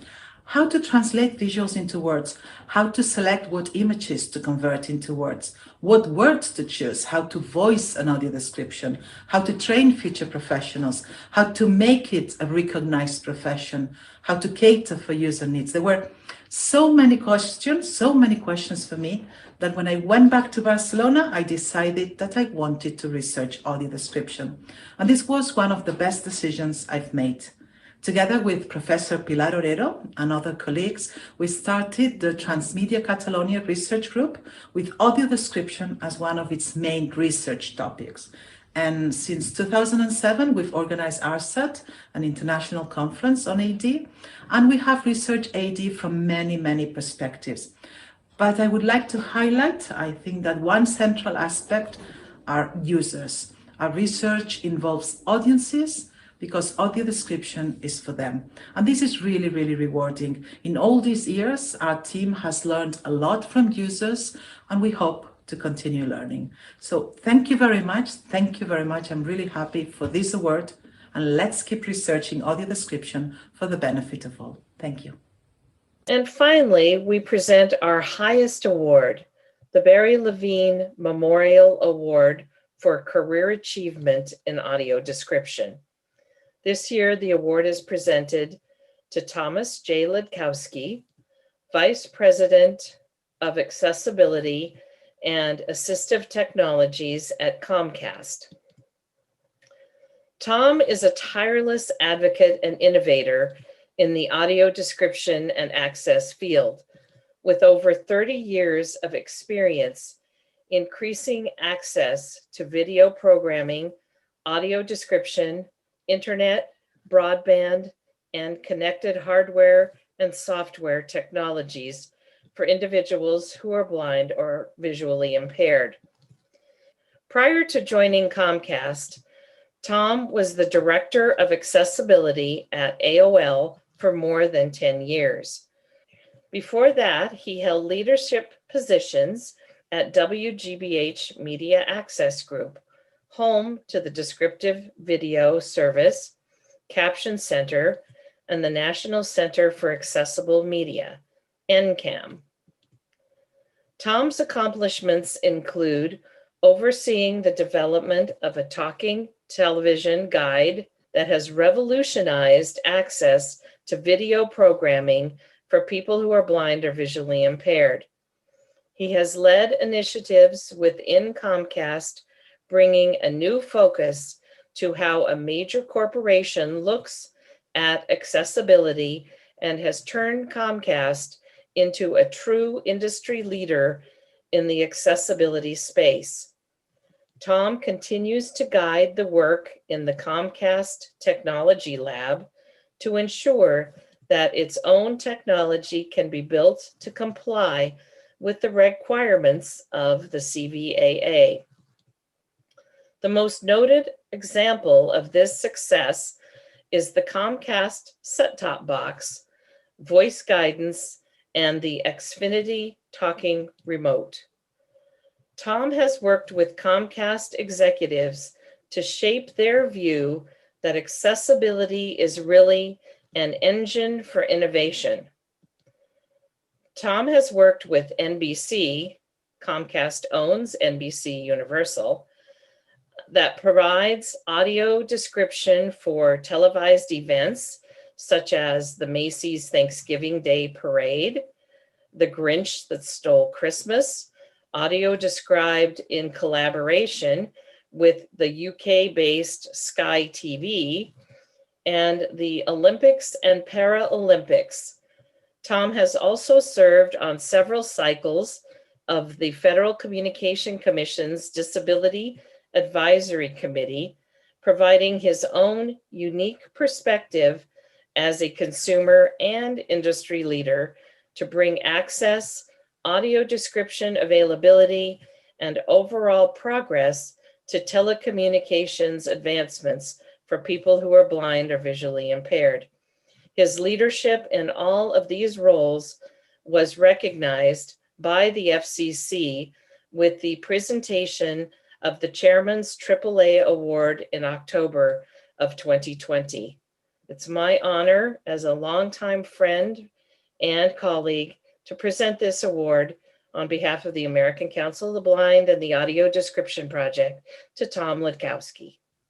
Thank you, Kim. Thank you, Carl, Jeff, and the awards committee. Wow, this is it's a great honor, and I am truly humbled to be receiving this distinguished award. You know, I've been fortunate in my career to work on some exciting projects, and bringing live audio description to the musicals that we've done on NBC, the Olympics, and more recently the Paralympics, and then the Macy's Thanksgiving Day Parade, the 4th of July broadcast that recently happened, isn't just one person driving all of that. And it really does take partnerships on many levels for someone like me to be actually honored in the way that you are doing today. You know, it's the teams at NBC and Comcast that do the work. You know, I come up with the idea perhaps or suggest something and they deliver. And so we want to make sure that this award is really a reflection of their efforts. It's the describers and the folks that deliver the content, you know, and it goes beyond that. It goes to the folks at ACB and the great relationship that Comcast and NBC Universal has with ACB, everyone from Eric and Tony and Clark and Kim and all of the leadership. And most important, it comes down to consumers providing us the feedback when we do it right, and maybe when we don't always get it right, to provide and fuel the momentum that keeps our internal teams wanting to do more. It's that feedback that really drives this forward. And so I want to thank Kim again for the presentation. Thank you to the committee for recognizing my and Comcast NBC Universal's efforts in the audio description space. And let's continue to build on this and bring it to even greater heights in the future. Thanks again. Wow, what an amazing set of Audio Description Project Award winners for 2021. Thank you to all of them. It truly is partners like these that are changing our lives in the blind and low vision community. You are helping us become part of the social fabric and integrated with day-to-day workings inside of our society. We now get to enjoy movies, plays, participate in streaming services, and just be good old regular members of our society and share conversations around the water cooler and at the local pub. So thank you so much for all that you have done to help move audio description further in our country and for our community. Next, I would like to recognize Kim Charlson, co-chair of the ADP Steering Committee, along with Carl Richardson, co-chair of the ADP Steering Committee, for all of their efforts this year. And Carl is going to take just a few minutes for a special recognition that the Audio Description Project Steering Committee would like to present to one of our favorite folks. So, Carl Richardson from Brighton, Massachusetts, look forward to hearing your remarks. Okay, great. Thank you, Dan. Thank you. And that was very inspirational to see all those award recipients. So about a half an hour ago, Kim Charlton, my co-chair, called me and said, Carl, I need your help. I don't have any internet. And I was like, Kim, I'm just sitting down, relaxing, getting ready to watch the general conference. I just got my Coke and I was making popcorn and I had just walked the dog and I hadn't showered. And I said, I don't really want to go on. And she goes, but you don't understand. It's to honor Dr. Joel Snyder. And I said, well, then I would be happy to. So I ran quickly into the shower, shaved, changed, found an iron shirt. And while I don't have prepared remarks, because this was a bit last minute, I do have remarks that'll come from my heart. And I am thrilled to honor Dr. Joel Snyder, founder and senior consultant of the Audio Description Project, previously executive director of the Audio Description Project that started more than 12 years ago. But before the Audio Description Project, Joel has had a 30 to 40 year career in the field of audio description. He started working with the radio reading service in Washington, D.C., where he would describe the Sunday comics, and then started working with the Washington Ear and the likes of Dr. Stanfield. And he started his own company called Audio Description Associates. He has done audio description for film, television, theater, performing arts centers, national parks. And under the auspices of the Audio Description Project, he has held more than 20 audio description institutes where he has trained hundreds of people who work in the field today now, who are writers, technicians, editors, voices, producers of audio description, and that has had a huge impact on all of us. He has also written a book called The Visual Made Verbal, which is now available on Bard and Bookshare. If you guys want to download and access and read the book, and it's a little bit about the history of audio description and what makes for quality audio description. I have served with him on the FCC Disability Advisory Committee, where we most recently wrote guidelines for quality audio description.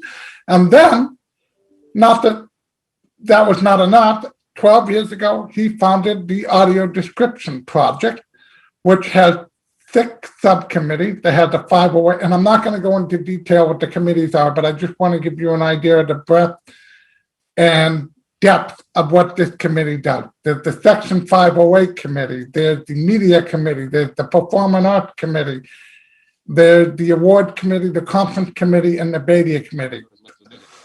A total of 6 subcommittees and a steering committee made up of about 25 members who are dedicated to, along with the guidance from Joel Snyder, trying to advocate for more audio description and, more importantly, quality audio description.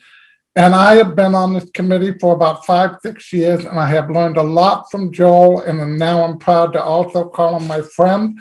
So I just wanted to take this moment to recognize Joel as he stepped down from executive director, but he is not going anywhere. He's still a founder and senior consultant, and he's still putting on the Audio Description Institute. He's working on a grant from Google, and he still serves on many of the subcommittees and is a very valued member of the Audio Description Project. So we just wanted to take a moment to honor Dr. Joel Snyder, and at this national convention for all to know what Dr. Snyder has accomplished. Joel, thank you very much for all you've done for improving the lives of the blind and visually impaired community through audio description.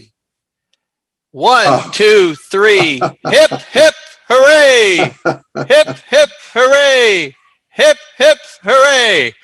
All right, Dr. Joel Snyder, let's hear a few words from you, sir. Oh, my, this is a great surprise and a great honor. I was not expecting this, and wow, thank you, Dan. Thank you, Kim. Thank you, Carl. everybody on the steering committee of the audio description project. It has been really a great honor to work with audio description for about 41 years now and get to know so many people whose lives are enhanced by audio description in this country and around the world, having done a bit of description work and training and speaking in 60 some countries now. So it has been a life's work, and being acknowledged by the American Council of the Blind is very special, because we would not have a fraction of what we have with audio description without the American Council of the Blind and its active support going back to the 80s. So thank you, all of you, Eric Bridges as well, and the staff of the American Council of the Blind.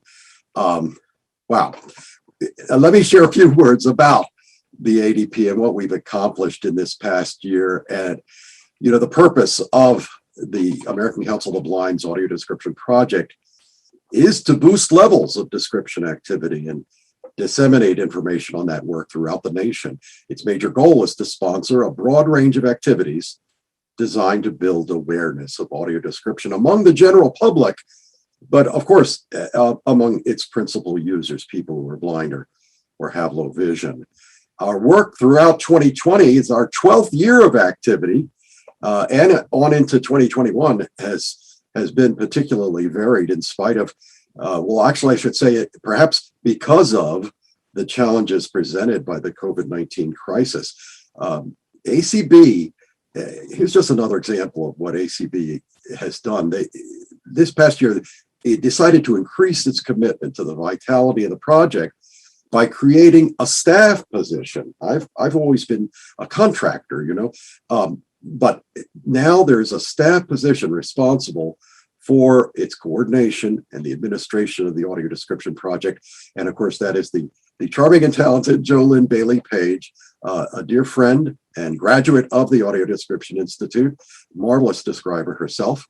I continue on, as Dan and Carl mentioned, with the ADP as its founder, senior consultant, focused primarily on special projects, including our tremendously successful AD training programs.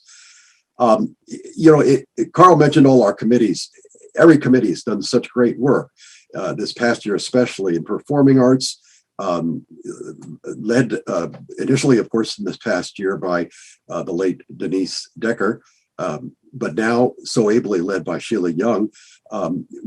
Even as so many performance spaces have been closed, we continue to think of ways to boost description and performing arts as things open up. We're continuing work with the Broadway League on the possibility of audio description scripts for professional touring productions. We have a questionnaire went out to ACB affiliates in an effort to build our listings of performing arts spaces and audio description offerings. Museums is also part of that committee that Sheila chairs. We sponsored and produced audio description tours at the Smithsonian Institution. We helped initiate access improvements at the 9/11 Memorial and Museum and the National Portrait Gallery. And we're advising the Motion Picture Academy of Performing Arts and Sciences regarding description for its soon-to-be open museum in Los Angeles. And we continue to collect information on AD tours available at museums nationwide.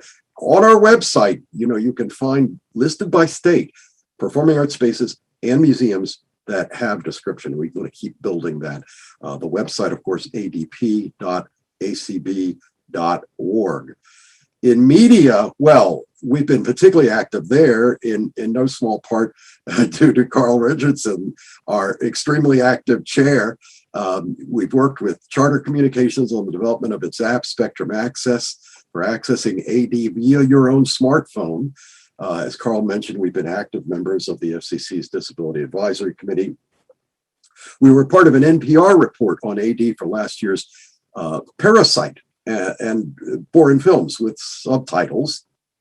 We've been advocating for more and better description on the various streaming services. Last December, we sponsored a special program on ACB Radio. Do you remember this? Of Christmas-themed media with audio description, including a visit from Santa Claus himself. How about that? And of course, our website, coordinated by so expertly by Fred Brack. adp.acb.org is the go-to place for information about media description, but also for information on all things that have to do with audio description. Susan Glass chairs our BADIE contest, BADIE, B-A-D-I-E, Benefits of Audio Description in Education, which we sponsored in collaboration with the Described and Captioned Media program. That program is thriving. For those of you who don't know, find out about it at our website. We give awards to blind kids who write reviews of described media. And then finally, our audio description awards, and you just heard a lot about them this year, recognizes the very finest in audio description activity in the U.S. and around the world. Both last year and this year, this week, we've coordinated a series of excellent workshops on all aspects of AD as our ADP conference, it's sort of a conference within the ACB conference and convention, and please do, the rest of this week, tune in to our Audio Described Tours channel, which we have gathered recordings of a wide range of audio described tours of museums and National Park Service sites from around the nation. You can travel the nation right from your home, listening to the Audio Described Tours channel. And we've made important strides at fostering greater use of AD in federal government agencies through the work of our Title 508 subcommittee, and Pat Sheehan has been the one responsible for that. Finally, we've now conducted, I count about 17 audio description institutes. Last July in 2020, of course, the institute was canceled due to COVID-19, but we established a virtual institute that was held then this past March. And we have another one done virtually in just 2 weeks. I continue to speak virtually on description at ACP affiliate conventions, probably a dozen state affiliates now at this point, and at conferences all around the world to spread the good work about description and the Audio Description Project. And I look forward to much more of that activity throughout 2021 and into 2022. Thank you all so much for the acknowledgement today, and thank you for your support of the Audio Description Project. Joel, thank you for all your efforts over the years. You truly are our founder, and the ideas of Chris Gray and Mitch Pomerantz and Kim Charlson have come true, and we are so proud of what the Audio Description Project accomplishes with inside the framework of the American Council of the Blind. Thank you so much.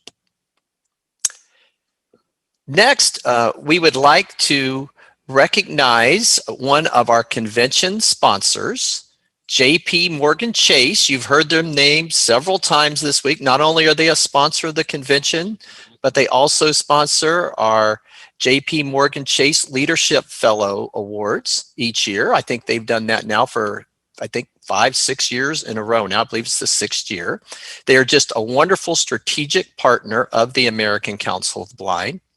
And today we would like to hear, we will hear from Lauren Opplinger, who is the Vice President of Finance Sales Group at JP Morgan Chase.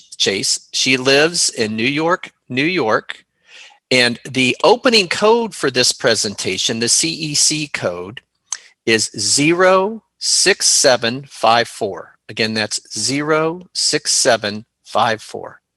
Lauren.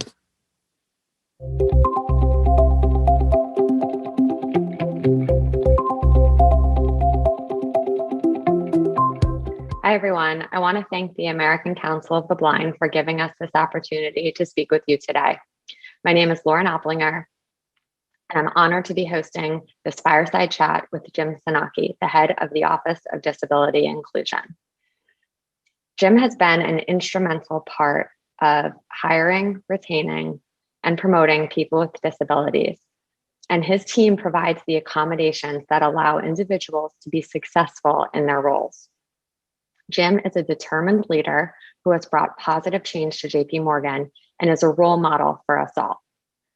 I joined the firm in 2008 in the sales and training program and spent the first 5 years in equities on the program trading desk. In 2013, I moved into public finance sales and I currently sit on the municipal sales desk covering bond funds, asset managers, money market funds for tax-exempt and taxable municipal bond products. I'm legally blind in both eyes, so I have no peripheral or central vision. Because I can't read normal-sized font, I use text-to-speech software that allows me to both listen and magnify everything that I'm working on. At my workstation in New York, I had 3 large computer screens with 2 headsets and stickers and dots all over my phone and keyboard that allowed me to indicate particular keys or customers who were calling.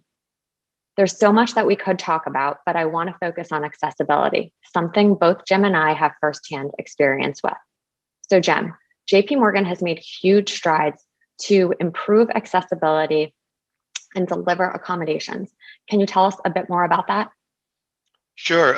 Thinking back 5 years ago, I came out of retirement once I heard the pitch from the firm. And when I told my wife about the call I got after doing about 17 interviews before they gave me the offer, I said to my wife, Mag, they offered me the job, and we had just moved from New York to Boston. And I said, you know, do you want to go back? And I was surprised by what she said. She says, Jim, if you go back, you can make a big difference in disability inclusion. And so, you know, we packed up our bags and headed down to New York. And the firm, in terms of recruiting me, was very honest in what they could do and did and what they didn't know how to do. And basically I said, look, you guys have a great diversity program, because I did my homework, and they were doing great with women, Blacks, Hispanics, and our other diversity groups. But they said, Jim, we just can't seem to get the right vibe when it comes to disability inclusion.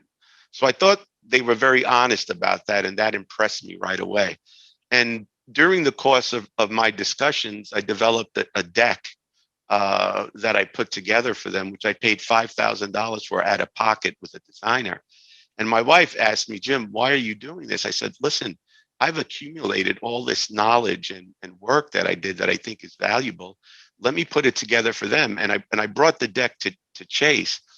And I told Pat David, who was the director of diversity at the time, I said, look, here's my deck. I said, if you like what you have here and we'll consider it, I'll come down. If you don't like it, keep the deck and I'm going back into retirement. It was as simple as that for me.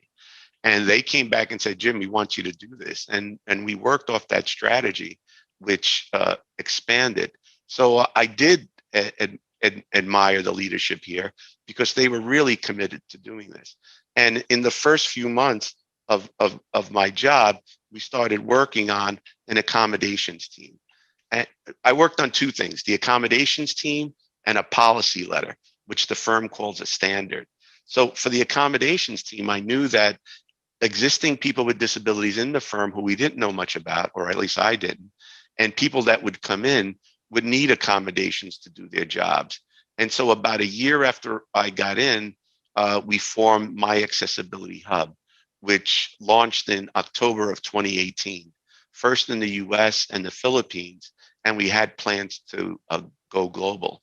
And today, we just launched, today in terms of the time frame, we just launched in India in January 2021. But what that means is that we had put together a team of subject matter experts who look at the accommodation, and we figure out what's the best accommodation we could provide internally in addition to externally. That includes captioning for people who are blind or deaf. It included the mobility impaired. It included the people on the autism spectrum and other kinds of disabilities, hidden disabilities, for example. So today, the Accessibility Hub has handled more than 30,000 requests for accommodations globally. And I think that's a huge number of requests to handle, which also includes captioning. So I think we came a long way with this. And we also have live sign language interpreters for deaf employees as well. So I think overall, we do have a good global program, and we're not stopping in terms of what we know now. We're advancing in terms of what we want to do in the future. We're looking at neurodiversity, for example. and we're looking at for other ways to get people promoted into leadership positions. So, we have a long way to go. And I think we got the right traction and the right leadership at the firm to do this. Thanks, Jim. We all know that accessibility extends beyond the office. You've been a big proponent of making airline travel more accessible for people with disabilities. Can you tell us a bit more about that? And then I'll share my experience with your team, pairing me with the technology that allowed me to travel independently. Sure. I was appointed to the Air Carrier Access Act Advisory Committee in 2019. We have 19 members from airline carriers to advocacy groups on the board. And our job is to figure out how to improve airline travel for people with disabilities. And that includes mental illness, deaf, blind, and really more importantly, the big challenges with wheelchair riders getting on the plane. And this was kicked off in an in-person meeting in March of 2020, just before COVID started. So for the past year or so, we've been on meetings every week for a year, for 8-hour days, going through all the issues around airline travel. How to stow wheelchairs, how to accommodate people with special needs on the plane, whether you're blind or deaf. Who do we allocate the bulkhead seating to? How do we train aircraft personnel to manage our wheelchairs or manage people with disabilities? What's the etiquette in dealing with people? And so all of that we took into account, and we're finishing up our reports now, trying to send them to Congress and get approval for our recommendations. And this has worked well because we're working hand in glove with the airlines, airline personnel, and airline organizations that support the airlines, because the airlines employ people to do disability inclusion in terms of helping with allowing wayfaring to be in airports, for example, as Lauren, you just described. So I think we've come a long way. And one piece of good news I just got about 2 weeks ago was that I got invited to Washington State on behalf of Boeing to show me concepts about how they plan to design airlines to take in 2 or 3 wheelchairs per flight, with probably new builds for airlines, but maybe accommodating existing airlines that could do that. So this is a great win for us, and it's been a 30-year goal of mine to try to get some traction on this, and I think we've come a long way to do that. So remembering back to the first time that I flew solo, it was a stressful, anxiety-ridden business trip from New York to Orlando. I got lost trying to find the check-in counter and had to ask strangers for directions. And it took a long time to get connected with the escort that I had requested well in advance through the airline. When I landed in Orlando, there was no escort waiting for me at the gate, and I found myself in the same scenario, asking those around me to help exit the airport. It was nerve-wracking the entire time. So the second time that I decided I was going to go on a business trip, I was going to be traveling from New York to Tallahassee with a connection in Atlanta. I was determined to travel alone, and I worked with Jim's team to test a new technology. The app allows you to connect with a remotely located agent who will guide you through check-in, past security, and to your departure gate while pointing out restrooms, restaurants, and convenience stores along the way. All you have to do is hold up your smartphone. When I landed in Atlanta, the agent guided me onto the shuttle train, directed me when to get off, up an escalator, and to my departure gate. And on my return trip, I only had 30 minutes between the connecting flights, and I did it successfully. This entire experience was unbelievably life-changing for me because I had never felt more independent. Jim's team gave me the confidence that I needed to finally realize that I could safely travel alone. And for that, I'm forever grateful. Yeah. I thought you were so brave to do that. And I was scared to death that something would go wrong. But you were a trooper, and I admired your independence and courage to say, Jim, I want to do this.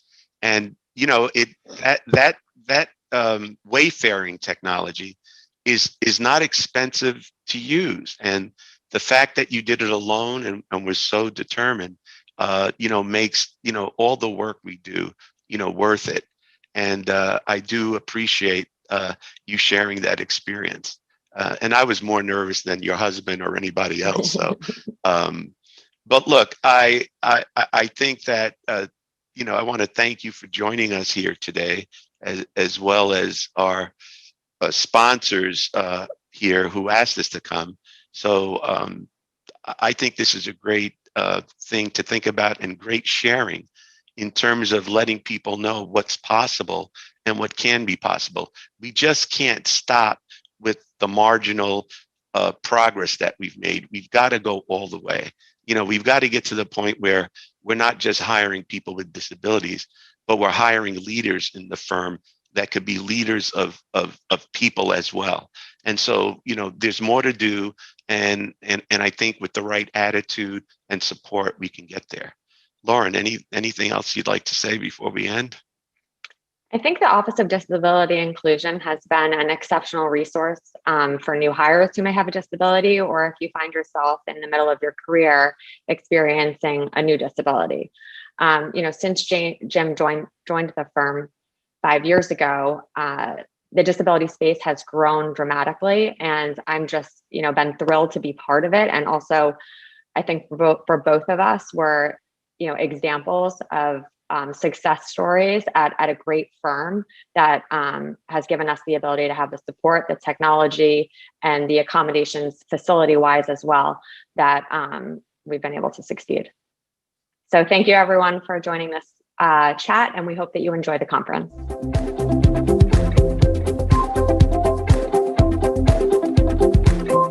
Lauren and Jim. I think our Information Access Committee will probably be contacting you, Jim, right after this convention to learn a little bit more about that wayfinding app for remote access through airports. Living in Orlando, I sometimes get to experience those same challenges that Lauren did on her trip down to Orlando. It can be really hard to find that, you know, assistant to help get you back from the plane to baggage claim or to outside transportation. But Lauren and Jim, thank you so much. And you all are just examples of a company that is not only talking the talk, but walking the walk. And so thank you, JP Morgan Chase. Thank you for being such a wonderful supporter of the American Council of the Blind. And the closing code for CEC credits for Lauren and Jim's presentation is 60959. That's 60959. Now I'm honored to introduce our general session presenter and host for today, David Trott, our ACB treasurer from Talladega, Alabama. Hello, David. How's it going today? Good morning, Dan, or where the less part of you people live, good afternoon. We're excited to be here today. This has been an excellent convention. If you look back, it's extraordinary with almost 150 presentations. It's just awesome. And, you know, I want to talk to you just a minute before I introduce our first guest about something I talked to you about during my campaign, and Dan has talked to you about. We have reached over 1 million hours in volunteer hours, which equates to over $4 million in-kind donations. So when you're participating or doing the chat calls, or when you're volunteering to host a Zoom meeting, that is value to ACB and value to the membership. And I wish to issue you a challenge today. You elected me this week for my final and third term as treasurer. And I issue the challenge to you to let's reach 2.5 million volunteer hours and over $10 million in-kind donations before the end of my term. This would really be Great for ACB. It's great for our development team. It gives them something to show that ACB is truly an involved organization in what we're doing.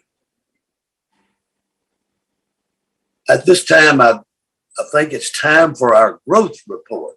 And I don't know who's doing that. I don't have it on my notes. But at this time, Rick, if you would run our growth report.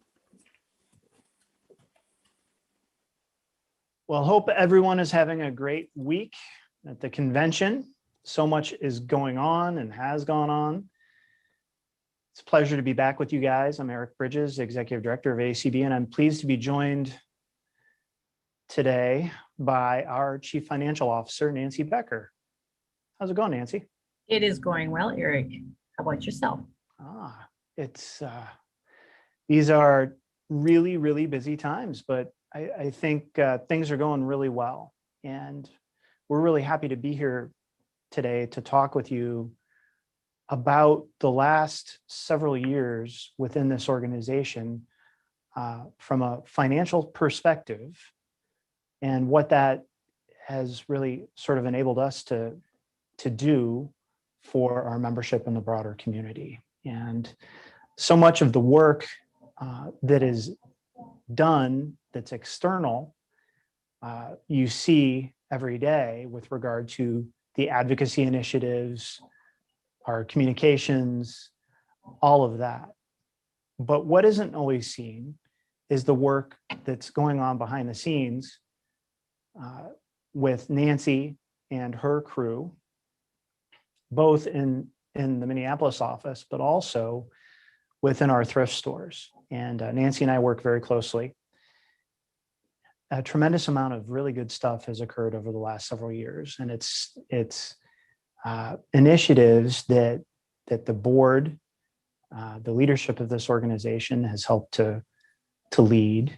And what I thought we would do this morning is, Nancy, have you kind of talk a little bit about the three accounts that we have as the American Council of the Blind, what they are, why they matter, and what has taken place in particular with these three investment accounts over the last, let's say, 5 years or so. We can't do what we do without funding, without a stable stream of money. And these three accounts enable us to do the work of the organization, to keep the lights on, to employ folks so that we can provide services for the membership, as well as at times for folks outside our own community that call in and may be in crisis. So this stuff, from my perspective, from an operational perspective, is critically important. And so Nancy, why don't you kind of talk us through this? I sure can, Eric. Thank you.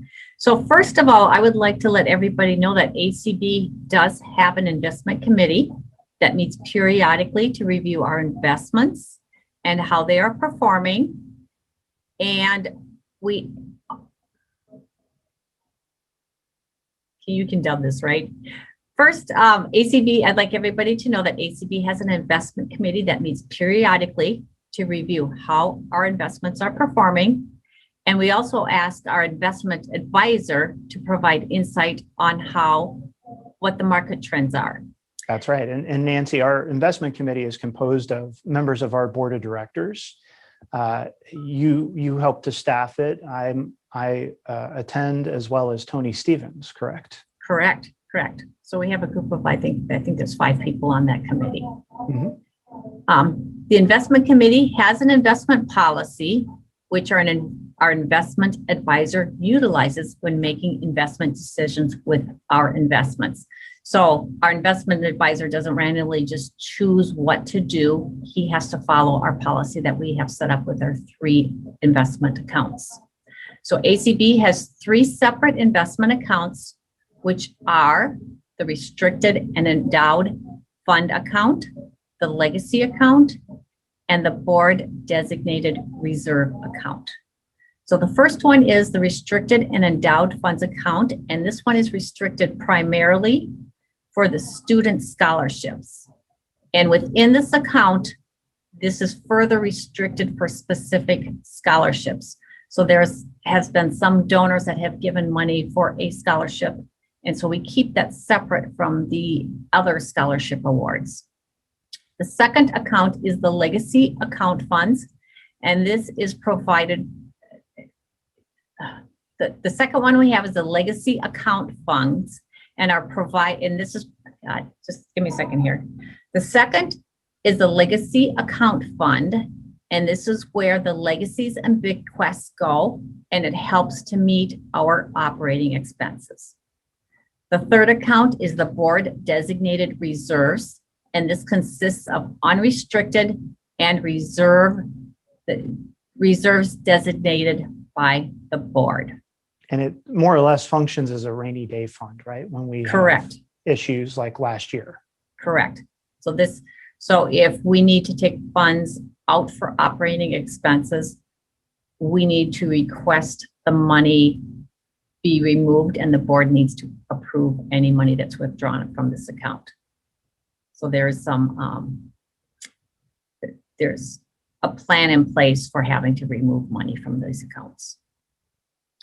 So then the next thing is the allocation of ACB's investments are based on a balanced portfolio, which means the risk level we are taking with our investments is in the middle. So ACB's rate of return when the stock market is having an outstanding year will be less than the market. But as you saw last year, when the stock market plunged, the value of the investments declined, but not nearly as much as the market did. The next thing is within these, the balanced portfolio, our assets are allocated further between equities, fixed income, and cash and equivalents. So you're asking where have we come from? At the end of 2016, there were 2 investment accounts, which were the endowed and reserve accounts, and they were valued at $2.1 million. So at this time, ACB did not have a policy in place on how to allocate any bequests that we had received. So this led to an establishment of the legacy fund account in October of 2017 and a legacy endowment policy in 2018. The endowed policy defined how undesignated bequests would be allocated between the investment accounts and to ensure there would be sufficient funds in the board designated reserve account to meet operating expenses if needed. And as we saw in 2020, we did have enough money in our reserve account so that we were able to help meet operating expenses last year.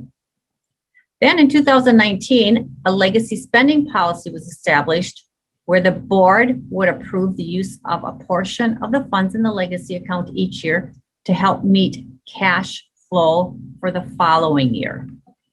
And in 20 and 21, we did take some money out of the legacy account to help meet cash flow. And now you ask, how much is in our investment accounts? So between the 3 investment accounts that we have, at the end of June 2021, the value of our investments is $5.2 million. Wow, what a story. It is a big change from what we were in 2016. So obviously, some of this is market driven with the market continuing to charge forward and us having exposure to the market. But then in addition to that, folks have included us in their estate planning. And that has helped us immensely and helped us not just establish the legacy fund, but to actually have meaningful monies in there that, as Nancy said, we can, per the policy, take out a certain percentage every year to help support the work of the organization. Isn't that right, Nancy? That is correct. I would say that we have been very fortunate in the last couple of years that we have had several large bequests come in to our organization, and we are very, very thankful for that. Absolutely. So there is another component that is very visible during this time of year that all of us see during the convention, and that is ACB's relationships with corporate America. And while we have had, relationships with companies for well over 2 decades, it's safe to say that over the last decade in particular, as we have needed to advocate around the broad area of technology and digital accessibility, we have been able to forge really meaningful relationships with a lot of very large and influential companies that happen to be based here in the US. Some of this has to do with the implementation of the 21st Century Communications and Video Accessibility Act, but also just a lot of advocacy has gone on with these individual companies. And so it's been a different way of coming at revenue. But, a couple of our core values are collaboration and initiative, and extending a hand or outreach with companies that may have had a product or a service that was accessible, but through a recent update or a new product being launched, something is no longer accessible to our community, or through companies just really truthfully not knowing that their products aren't accessible and us reaching out. We've been able to forge some really dynamic relationships, which have been highlighted this week. To go along with that, as we have developed these relationships, one of the really unique aspects of what I believe is a strength area for us as an organization is because of how we've come at trying to solve these problems in a collaborative fashion, and oftentimes succeeding.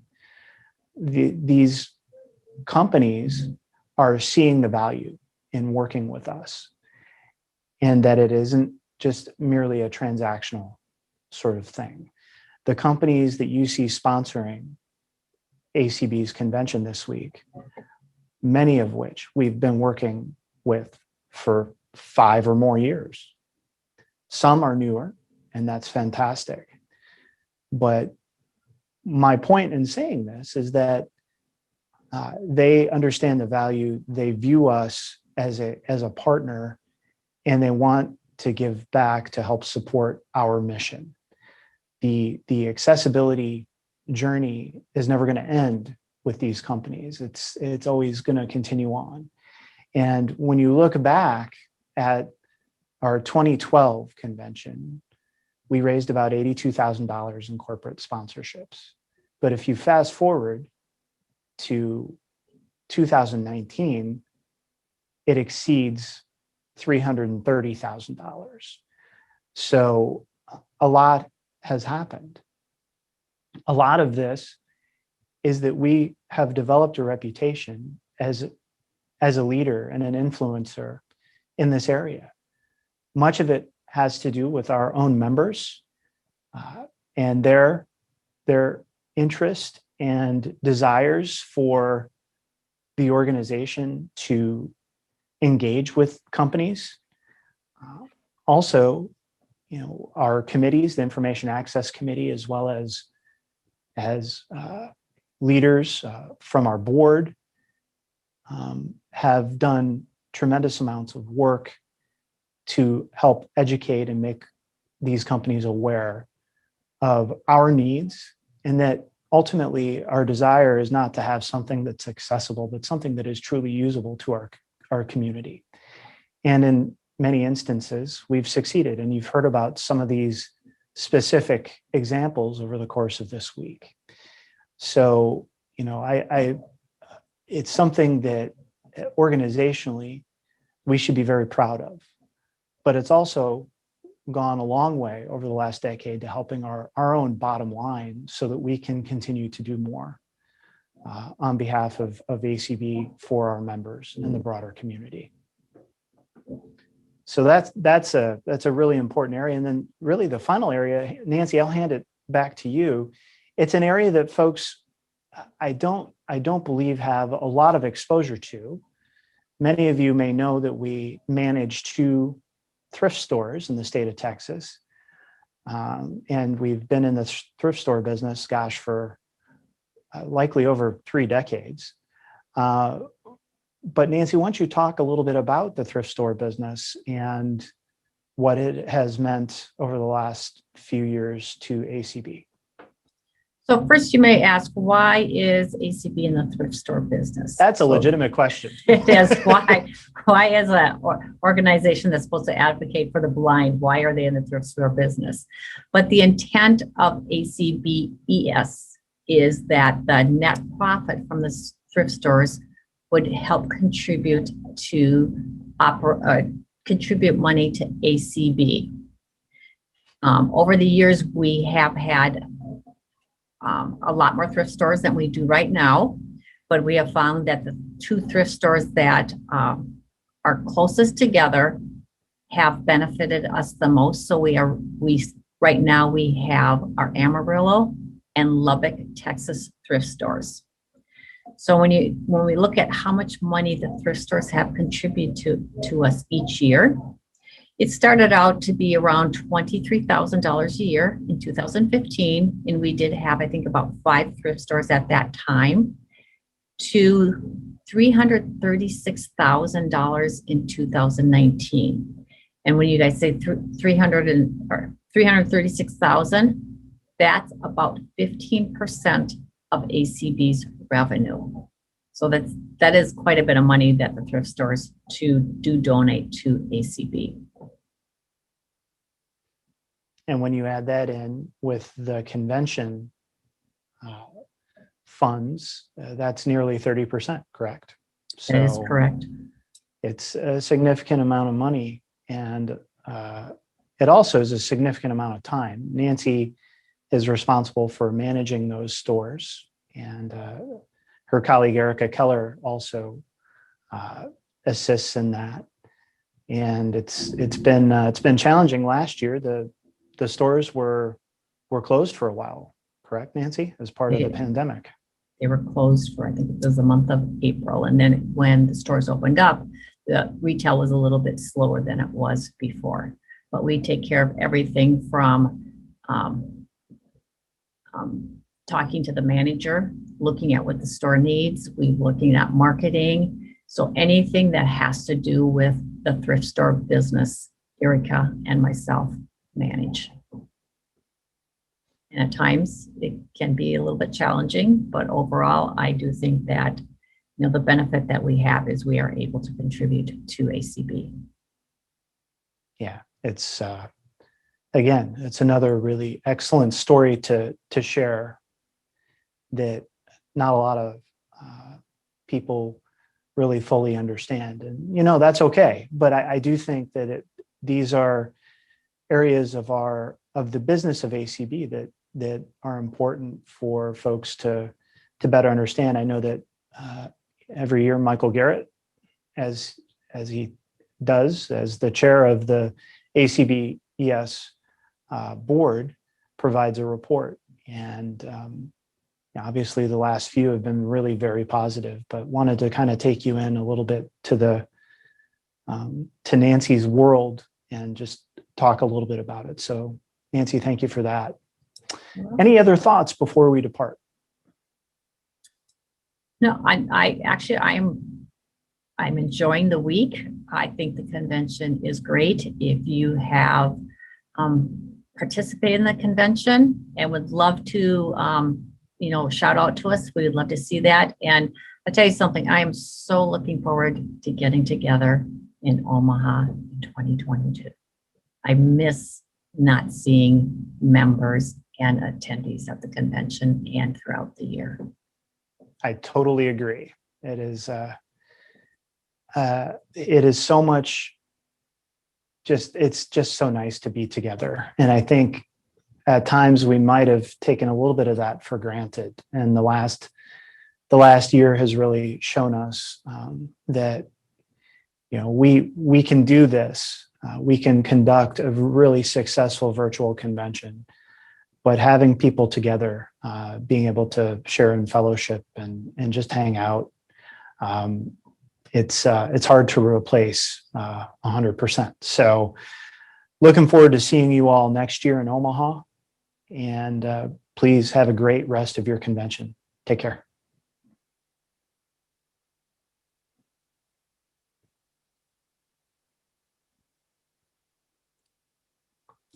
Well, hope everyone is having a great week at the convention. So much is going on and has gone on. It's a pleasure to be back with you guys. I'm Eric Bridges, Executive Director of ACB, and I'm pleased to be joined today by our Chief Financial Officer, Nancy Becker. How's it going, Nancy? It is going well, Eric. How about yourself? It's these are really, really busy times, but I think things are going really well. And we're really happy to be here today to talk with you about the last several years within this organization from a financial perspective and what that has. You're back on, Dan. All right. Thank you, David. Wasn't that just an amazing presentation from both Eric and Nancy? I really, it was good to have them just sit there and the two of them walk through that presentation and really explain to us the growth that ACB has experienced over the last 5 years. It is, and it gives the membership an opportunity to, you know, they meet us a good bit, but a lot of times you don't get to meet the staff that we have. And we have just excellent staff.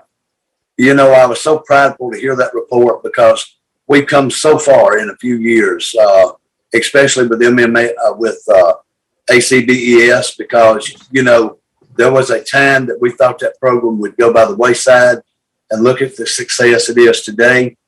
And that's to the hard work of people like Lane Waters and now Nancy Becker and Nancy. You know, we just have so many Nancy's, I can't remember them, but we just have so many people doing such great work. Before we go to break too, Dan, if we're going to have a break, I'd like to announce today's winner of the MMS drawing, and that is Leslie and Jeff Tom. And also someone asked me yesterday, you know, if we were taking money in through MMS, why did we give so much away? Well, the money we're giving away, the $120 gift cards we give away each day of the week, was donated by the members of our committee. And I'm going to do my best to recognize everybody. If I miss one, Dan, I'm sure you can help me out. The two Michaels, that's Michael Garrett and Michael Godino. Then we got the two Dans, Dan Dillon and Dan Spoon. The one David, the one Richard, that's Richard Johnson. And then our chair who took over this year after we had a great chair before her, George Holliday, who retired this year. And Jean Mann took over, and she took over like a tornado. She's got everything moving forward. And so everybody chipped in and we made it possible. Our goal was to give away $100 a day. And actually we overshot that a little bit. We're giving away 120. So we'll have one more drawing tomorrow. So y'all stay tuned. But today's winner again is Jeff and Leslie Tubb. Well, yes, David. I mean, I just want to thank the committee so much. And, you know, George really did a great job at kind of getting us structured and really getting us moving forward, and really appreciate all his work and hope he's enjoying that retirement and doing a little fishing down there in Florida. I know he was planning to, you know, kind of take a little bit of a breath, but we really do miss George. And Jean, it's like almost the Seven Dwarfs, Jean and Snow White and the Seven Dwarfs that we're following Jean around. She does such a outstanding job of keeping us going and moving forward. And, she's right there now, looking to, to get any new folks that would like to join the monthly monetary support project. So how can they get in touch with her, David? Let me see. You can email at askacbmms@gmail.com. That's ASKMMS. ASKACBMMS@gmail.com. Or you can call. Our phone number is 202-743-0755. Again, that's 202-743-0755. And when you're looking at this, I'd like to challenge you to really look at where we are. Our goal is 421 for 21. But if you look at our membership, that's only about 4%. So please look into your heart. You know your situation. We don't want to push hard on that. But if you can, give as little as $10 a month. 5 of it can come back to your local affiliate. Half of whatever you give can. And help us grow this thing. Help us meet the goal of 421 for 21. And David, I'd really like to take an opportunity. The RDC committee is going to be on a little later this afternoon to talk about, the walk and the auction, of course, and some of the great activities that are happening around the convention this year. But I have to give a special shout out to Carla Rushabel and her team with the ACB Mini Mall. We've had the Mini Mall Minutes on each day with the connection shows, but Carla and Patty and her team are just working year round to build up our ACB Mini Mall. And I know last year, I believe her sales topped $32,000. It was just amazing. So have you bought anything at the Mini Mall yet this year, David? No, I'm looking. I've been tied up this week working for ACB, but I usually buy right after the convention. Rhonda and I go in and look. But we've got a lot of exciting new ACB branded things this year, and our Get Up and Go campaign's coming up. There's a lot of stuff there. And also, we'd be remiss when we talk about auctions. She won't be on today for it, and Leslie Spoon is very ably took over the Christmas auction as well when Carla retired from that. But Carla kicked off our Christmas auction over and run it for several years, and it was very successful. So Carla's been a great, significant contributor to our fundraising for many, many years. I know she must have a huge smile on her face when she sees those numbers, all those years of being the convention coordinator. And I believe her and Brenda Dillon kind of got the whole sponsorship program started, well over a decade ago. And to hear those numbers that Eric and Nancy shared with us earlier, has to just bring a big, huge smile to her heart. Yeah, not only that, she was here serving on the board when we were kind of in financial difficulties. Mm-hmm. And I know it does her heart good to see where we are today. And Carla and I talked about this. Carla and I are good friends, and we've talked about this over the years. And we knew it could happen. We just needed a wedge to get in. And I give a lot of credit for that wedge being not only to our membership, but to Eric Bridges when he came in and started developing the corporate sponsorships that he did. We just it's not just the membership, but our staff. They eat, breathe, and sleep ACB. It's just one of those things that really makes, the devotion to our programs like it is. Oh, I agree. It's just been absolutely fantastic. Eric, I think, really got the ball rolling, and now he's bought it. We've got Clark Rackful that has come in along with Tony Stevens, and they're kind of like the three-headed monster of kind of taking advocacy and turning it into partnerships. And so thank you to all of them and to the staff. And I guess we're about ready to take a break here, aren't we? Wait. The convention coordinator is going to grab the microphone. Oh, here she comes, David. It's Janet. Yep. Somebody mute her. That's the problem. Nobody can mute me.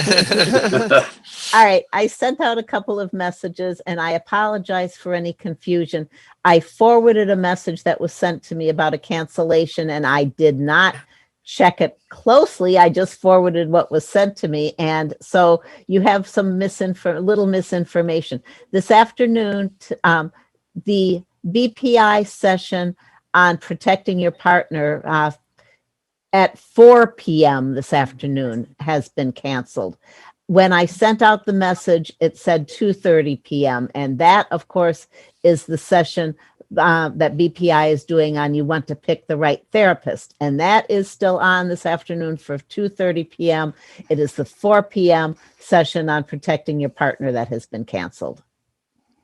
All right. Well, So, thank you, sorry if you're reading your emails and you're looking at the program and you're saying, wait, that's the wrong time. Yeah, it's 2:30 is still here. 4 o'clock is gone. Well, see, Janet, you know what that reminded me of that I've really missed the last 2 years? Are all those room changes where Yes, I know. the so-and-so that was scheduled for room 123 is now going to be in room 456 on a different floor in a different building. So, just hurry yourself right on over there. What all of you who don't know, who are, attend these conventions, when Dan's up there on stage doing his thing, all of a sudden, I have somebody run up there and say, I got to make an announcement. Janet's got to make an announcement. So then I steal a microphone and jump in for those room changes. Yeah, we'll be back at that next year in Omaha. Yep. Yes, thank goodness. All right. I think it's time for us to take a few minute break, but we'll be back at 1 o'clock. Is that right, David? Yeah, we say 1:05, but come on back in at 1. You know the David Trott method when I'm doing this live. My sessions always end a little bit early or on time. Let's keep the tradition going, folks, and be back at 1 o'clock. Thanks, David.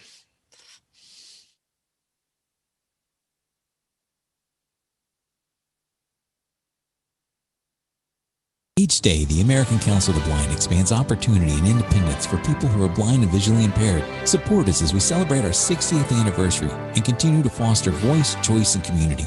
ACB, together for a bright future. And happy birthday, ACB. Wow. Saja shared how ACB advocacy helped her locally to have the same access as everyone else. I love being a part of ACB, and I am so proud to be celebrating its 60th anniversary. The foundation of what we built is only going to be further enhanced. And so, we've found a way to engage with a whole new group of people that is growing by the day. And we're so excited, but we're also very appreciative. So many people from the community have these amazing skills that they have shared with us, and I have learned so much. My name is Robert Frawley, and on behalf of SciTech Global, I am so excited to have you join us today. I was able to bring myself down from being insulin dependent to not needing to use insulin any longer. I was able to lose 75 pounds just because I was paying attention to what I ate and how it affected my blood sugar. Clark, are you pumped up for White Cane Day? I am. Thanks everyone joining us on YouTube Live. Hello, I'm Charles Cooper, and on behalf of Signal Outdoors, we're really excited today to have a conversation with Clark Rockfall. Walk through some of the technologies that have become available that are now being utilized to create sort of a better experience for people when they're in the outdoors. The question about technology and how technology can be used by people who are blind and visually impaired, especially in outdoor environments, is a really interesting one, Charles. Something that's close to Mike and my hearts are making sure that students who are graduating from computer science, engineering, design, and related disciplines have fundamental knowledge of both disability and accessibility as they're learning how to build technology, because they're going to graduate. Yeah, and yes, Teach Access. And so we have an ambitious goal, me through LinkedIn's affiliation with Teach Access and certainly Facebook's affiliation with Teach Access. We have this ambitious goal of meeting 1 million students by 2030, having graduated with some knowledge of accessibility. Fortunately, thanks to companies like Apple, who introduced a year earlier the first accessible iPhone, we knew what could be done. And thanks to groups like the American Council of the Blind, we knew our voices calling for equality in a changing media and landscape would be heard. That's what made the day in the White House so special when President Obama signed into law the 21st Century Communications and Video Accessibility Act. Welcome to the 2020 convention of the American Council of the Blind. Senator Ed Markey, Senator from Massachusetts. And while I wish we could be together in person for your annual conference and convention, I want to thank the American Council of the Blind and all its partners for your incredible continuing commitment, even through this pandemic, to connecting everyone and bringing opportunities to all. Welcome to YouTube Live today here at the American Council of the Blind. And we're really excited today to celebrate International Day of Persons with Disabilities. My name is Roy Samuelson. I'm a tall male wearing a black t-shirt under a wrinkled denim jacket. I smile a lot and get animated when I get passionate. First of all, thank you for inviting us audio description narrators into your TVs, your theaters, and your smartphones. Hi, I'm Matthew Cock, Chief Executive of Vocalise from the UK. We're so incredibly grateful and proud to have been given this award. The award comes at a time when theatres, museums and heritage sites across the UK face an uncertain future, and we're all concerned with ensuring access and inclusion are not sacrificed in the new normal. The award's already been a great morale booster to help us at this time. Thank you, Janet. Thank you to your committee. And thanks to all those other countless volunteers, our ACB radio team, our ACB staff, and the hundreds and hundreds of volunteers who have made this convention a reality.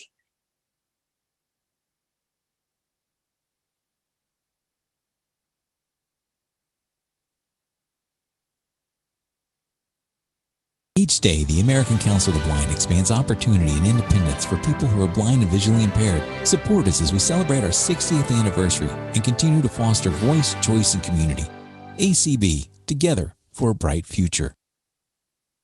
And happy birthday, ACB. Wow. Saja shared how ACB advocacy helped her locally to have the same access as everyone else. I love being a part of ACB, and I am so proud to be celebrating its 60th anniversary. The foundation of what we built is only going to be further enhanced. And so, you know, we've found a way to engage with a whole new group of people that is growing by the day. And frankly, we're so excited, but we're also very appreciative. So many people from the community have these amazing skills that they have shared with us, and I have learned so much. My name is Robert Frawley, and on behalf of SciTech Global, I am so excited to have you join us today. I was able to bring myself down from being insulin dependent to not needing to use insulin any longer. I was able to lose 75 pounds just because I was paying attention to what I ate and how it affected my blood sugar. Clark, are you pumped up for White Cane Day?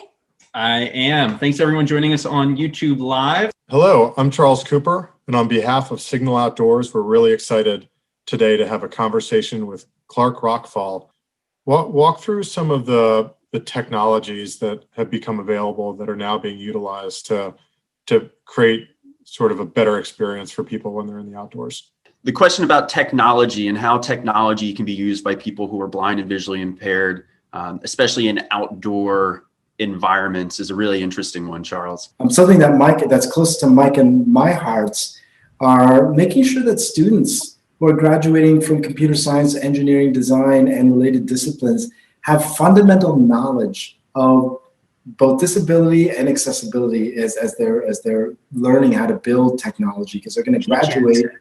Yeah, and yes, Teach Access. And so we have an ambitious goal, me through LinkedIn's affiliation with Teach Access and certainly Facebook's affiliation with Teach Access. We have this ambitious goal of meeting 1 million students by 2030, having graduated with some knowledge of accessibility. Fortunately, thanks to companies like Apple, who introduced a year earlier the first accessible iPhone, we knew what could be done. And thanks to groups like the American Council of the Blind, We knew our voices calling for equality in a changing media and landscape would be heard. That's what made the day in the White House so special when President Obama signed into law the 21st Century Communications and Video Accessibility Act. Welcome to the 2020 convention of the American Council of the Blind. Senator Ed Markey, Senator from Massachusetts. And while I wish we could be together in person for your annual conference and convention, I want to thank the American Council of the Blind and all its partners for your incredible continuing commitment, even through this pandemic, to connecting everyone and bringing opportunities to all. Welcome to YouTube Live today here at the American Council of the Blind, and we're really excited today to celebrate International Day of Persons with Disabilities. My name is Roy Samuelson. I'm a tall male wearing a black t-shirt under a wrinkled denim jacket. I smile a lot and get animated when I get passionate. First of all, thank you for inviting us audio description narrators into your TVs, your theaters, and your smartphones. Hi, I'm Matthew Cock, Chief Executive of Vocalise from the UK. We're so incredibly grateful and proud to have been given this award. The award comes at a time when theatres, museums and heritage sites across the UK face an uncertain future, and we're all concerned with ensuring access and inclusion are not sacrificed in the new normal. The award's already been a great morale booster to help us at this time. Thank you, Janet. Thank you to your committee. And thanks to all those other countless volunteers, our ACB radio team, our ACB staff, and the hundreds and hundreds of volunteers who have made this convention a reality.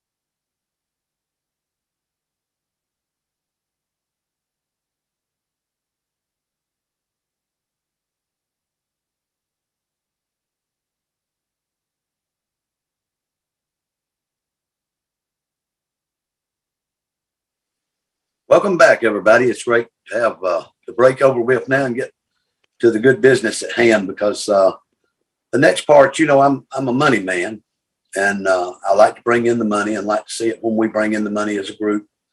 But one of my favorite things that we do with some of the money that we raise and from our partners who let us manage their scholarships, such as the American Foundation for the Blind, it's always good to see these young people, the scholarship recipients, and know that we can help with them improve their lives and achieve their goals.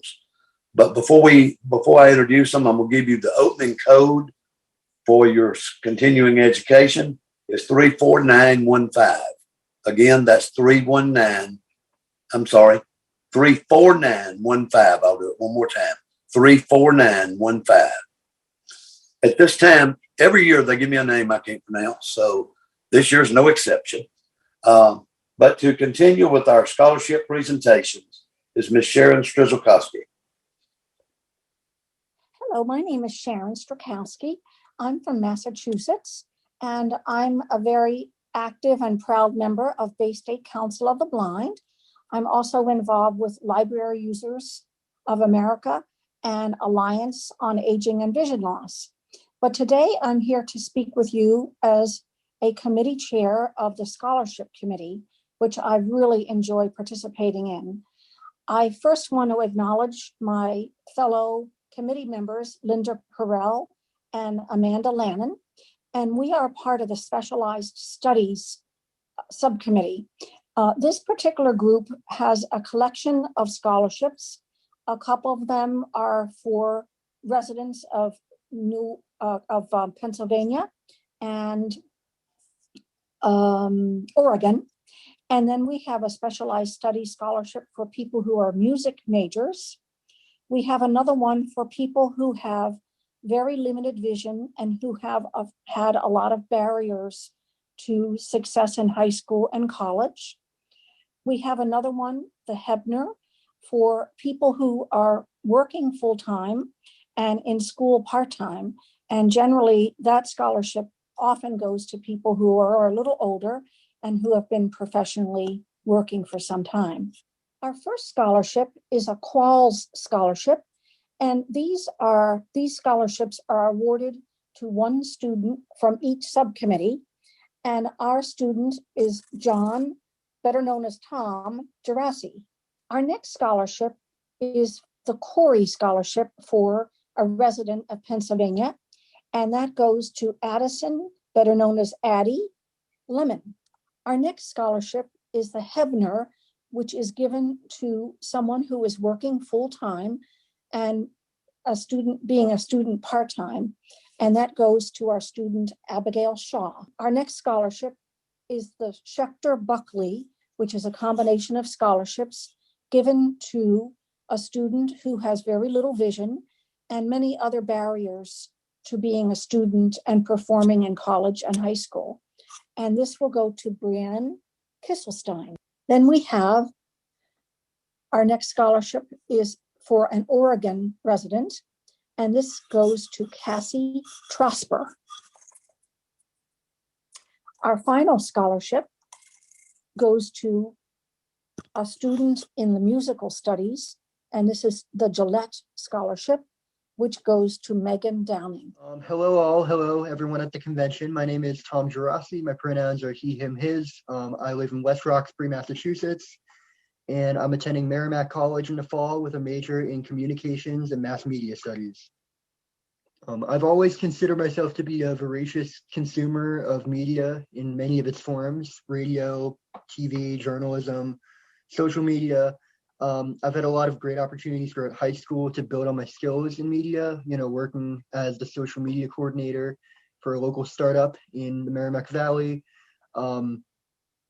doing the newspaper club, being an editor for that, and really getting my hands wet in the field of disability advocacy at the local level. And I feel like being a communications major would enable me to kind of further my skills and just pinpoint my career direction and all that, and just help me to form a fulfilling, successful life as an adult. I mean, I've had a lot of great accomplishments. I've been blessed with a really supportive family and a really good support system that's really guided me along the way. But I'd say my biggest accomplishment to date is as a freshman in high school, so 2017, I was selected by a hospital that I go to regularly, by their leadership team, to get on to Washington, D.C., to speak with members of the Senate and Congress about healthcare funding, about Medicaid back when they were going to cut Medicaid funding. I was telling them about, how Medicaid's helped me and my experience in the healthcare system and why Medicaid's such a beneficial thing to so many disabled Americans. And being able to just be surrounded by people who are really big names in Congress, like, Elizabeth Warren, Michael Capuano, Joseph Kennedy, other local Massachusetts Congress representatives, like that was crazy. And, that experience kind of shaped me to become more involved with disability rights. Before then, like, I never really considered being involved with disability rights. Then at a random, like the hospital selects me to be going down to DC in a major like disability rights event. And now through high school, like I really got involved with disability rights in my town, in my school, all that stuff. So I feel like that experience kind of shaped me and who I am today. Hi, I'm Addie Lemon. I'm from Latrobe, Pennsylvania, and I'm going to be attending Robert Morris University for Early Childhood and Special Education. I want to give a big thank you to the ACB Scholarship Committee for giving me this opportunity to pursue my education. I chose this field of study because I struggled as a regular education student with a visual impairment because a lot of teachers didn't know how to accommodate or advocate for me properly. So I want to take that into my own classroom and teach students and other teachers how to accommodate for themselves or advocate for themselves. My biggest accomplishment would probably be being able to graduate high school in only 3 years, despite people telling me I wasn't going to be able to graduate. Hi, I'm Abigail Shaw from Brooklyn, New York, and I'm very grateful and excited to be receiving one of the ACB National Scholarships this year. I am attending Fordham University's Graduate School of Social Service, and I'm entering my last semester for my master's in social work. I chose this field after working for a couple of years coordinating a mentoring program for students who are blind or low vision.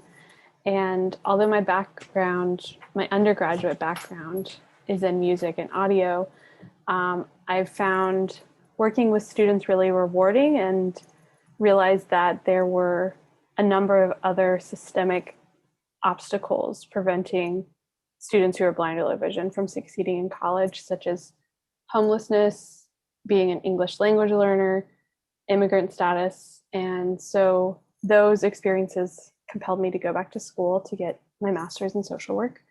And eventually I'd like to be able to influence national policy or perhaps even human rights kinds of work and how people with disabilities are treated and the services we receive. My greatest accomplishment to date is more of, I think, embracing and celebrating my journey. I never thought back in 2014 when I graduated from undergrad that I would be where I am now pursuing a master's in social work. And I think embracing the journey that life has, the journey that I've taken in life and just going from majoring in music to this other field and all the various things I've learned along the way. So embracing the journey and being able to cultivate endurance are probably my two greatest accomplishments and things I'm most proud of. Hi, I'm Brianna Kisselstein. I'm a recent scholarship winner, and I'm a PhD candidate at Cornell University in the field of plant pathology, and I study a plant disease called grapevine powdery mildew. I chose this field because while I loved studying human diseases during undergrad, protecting the global food supply felt like a much more fundamental need. And my greatest accomplishment is probably all of the social justice and advocacy work I've done here at Cornell and beyond. And that's focused primarily on BIPOC students, queer and trans students, and students with disabilities. And I'm very proud of that work. Hi, my name is Cassie Trosberg, and I am from North Bend, Oregon. I would like to thank a couple of my professors and teachers who gave me recommendations to help me achieve this scholarship through the American Council of the Blind. I am currently secretary for our local chapter here in Oregon, the Southwestern chapter. So I'd also like to thank my president, Carrie Muth, for giving me the idea to apply for this scholarship. So I am going into my second year at Southwestern Oregon Community College, and I'm going to be majoring in psychology. I am finishing up my Oregon Transfer Associate's degree at Southwestern, and I will be moving on to Eastern Oregon University next fall to start my bachelor's degree in psychology. So I chose psychology as my major because I am an Army veteran, and I would really like to be able to give back to my fellow soldiers, comrades, and community, which I would like to be able to work in the Veterans Administration as a psychologist, just to be able to help some of our soldiers that are going through some things, because we can never have enough people to listen to our soldiers and veterans. And I think my greatest achievement to date right now, I am the only member of my family who has a visual disability. I am legally blind. So I think my greatest achievement right now is just being able to prove to all of my friends and family that no matter what your disability may be, that you can do what you set your mind to. I actually have 3 kids who are all fully sighted with no limitations visually or any signs of them ever having any vision issues.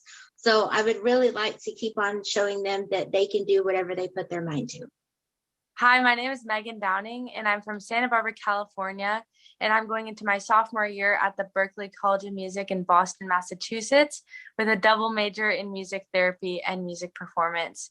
I really decided that music therapy was something that I wanted to do because I've personally been impacted by music therapy, and I've seen how music can be really healing and powerful to those people that are struggling and may need help.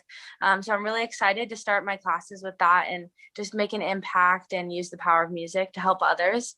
And then with music performance, it kind of goes hand in hand, and performing is something that I've always been wanting to do. And I think that that would help me with my patients and with my clients with music therapy and being able to like really hone in my skills of performance and like communicating through music.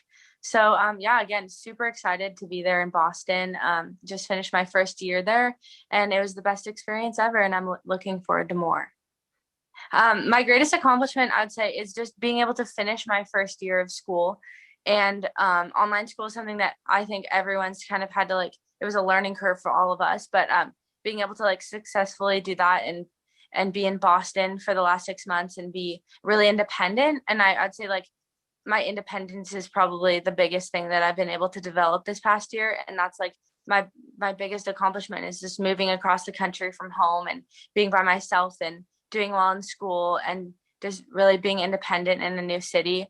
But I wouldn't have been able to do that without ACB. So I really want to thank you for the scholarship. And again, ACB is a great family to be a part of, and the students are just super inspiring to be around. So thank you, ACB, and I'm glad to be here. Hi, everyone. It's Valerie Stannard on the Social Work Rehabilitation and Teaching Committee. I love doing the scholarships. I've been doing it for about 25 years now, and seeing the students that come through here is just one of the most fun things I do throughout each year. Right now, I'm happy and excited to introduce to you Jordana Hosman. She has so many accomplishments. They're hard for me to list at this time in the little amount of time we do have, but among them, she does play golf. She has done a lot of interfaith youth work. And in addition to that, just on the top, she is a tremendous writer. And I read every word of every application, and this girl can really write. I'm really excited for her to introduce herself to you right now. So Jordana, go ahead. Hi, everyone. My name is Jordana Hosman, and I'm from the suburbs of Chicago, Illinois. And next fall, I'll be attending the University of Chicago, where I'll be studying public policy and economics. And I chose these fields of study because I've always had a pretty big interest in politics, and I really like trying to find solutions to difficult problems. And public policy will allow me to learn more about how to create effective policy to help society and to learn from the failures and pitfalls of current policy. And I think for me, the intersection of policy and economics kind of gives me the opportunity to learn how to create economic policy that will benefit communities that are often overlooked by lots of American politicians. So I'm really excited to use this course of study to promote positive change across the country. One of my greatest accomplishments has been founding and organizing Chicago's first conference for high school girls who are interested in careers in business and STEM. So in the fall of 2019, I decided that I really wanted to create an uplifting and empowering space for high school girls, because as a young woman who is pretty passionate about business and computer science, I saw the really lack of representation of women in these fields. And so I organized this event, and it was originally scheduled to be in person in May of 2020, but obviously COVID really caused things to kind of flip upside down. And my team and I had to completely change our plans and hold the conference in a fully virtual format, really for the first time. And so with lots of hard work and dedication, the conference ran successfully online, bringing together almost 200 students from across the country to hear from speakers in lots of areas, including entrepreneurship, engineering, computer science, and financial technology, as well as other sessions on important career and professional development topics like resume writing and interview skills. And for me, one of the most rewarding parts of this whole experience, besides actually, holding the conference and organizing it, was receiving dozens of emails after the conference from attendees saying how this was the first time that they had seen someone who looked like them pursuing a career that they're interested in. And it really left them feeling empowered to go pursue their goals. And that was really the cherry on top for me. And I really just wanted to say a big thank you to the scholarship committee for all your hard work and the donors who've supported this generous scholarship to support my goals. Good afternoon. My name is Sheila Young, and I am a member of the ACB Scholarship Committee for Social Work, Rehabilitation, and Teaching. And it is my honor to introduce one of our recipients for our scholarship this year, Kaylee Brendall. So welcome, Kaylee. Thank you so much for having me. It's a real honor to be here today. Thank you to the Scholarship Committee and the American Council of the Blind as a whole. I plan to attend Villanova University in the fall, and I will be majoring in English with a pre-law track. I intend to head to law school after I complete my bachelor's. I actually have always had a passion for public speaking and articulating my position. I was the captain of my high school's competitive mock trial team for the past 3 years. So I found myself as head counsel in the courtroom quite a few times. And that was where I first discovered that I loved, defending a given position and ensuring that a client received representation that the Constitution grants them. Then last May, I, along with all other blind and deafblind AP test takers, were discriminated by the College Board when this organization refused to provide us with Braille. So that legal fight I entered into, in which I filed class complaints with the United States Departments of Education and Justice, that really showed me that disability rights law was the niche that I wanted to pursue out of that much broader career field, because I recognized the lack of support in place that individuals like myself had access to in the courtroom, and I wanted to work to change that. What I feel is my greatest accomplishment is founding the Sing for Serenity Choir. We are an international online choir composed of blind and visually impaired vocalists. There are more than 120 members now, hailing from 15 different countries. And I founded this choir when I was 14 years old. And I think that that is my most significant accomplishment, because especially in the pandemic, music has served to be that binding force that fuels positivity and keeps us all motivated, strong, and just going together and at peace. And if I'm able to make music and make a social environment where other blind and visually impaired youth and adults can feel comfortable and can feel really at home and connected to others that understand their unique struggles, then I think that's something worth celebrating. And now I would like to congratulate and introduce our next scholarship recipient, Saeed Rizvi. Hello, my name is Saeed Rizvi, and I am from Western Massachusetts. This fall, I'll be starting at Harvard Law School, where I will be a Juris Doctorate candidate. I chose to pursue a JD because I believe that it would pair me with the tools that are so necessary to change the systems that are around us that discriminate against blind people and other disenfranchised groups from truly achieving their American dreams. My proudest accomplishment up until today is that last year I founded the American Muslim Bar Association. I thought that as Muslim Americans, we needed representation in the United States, just like blind Americans.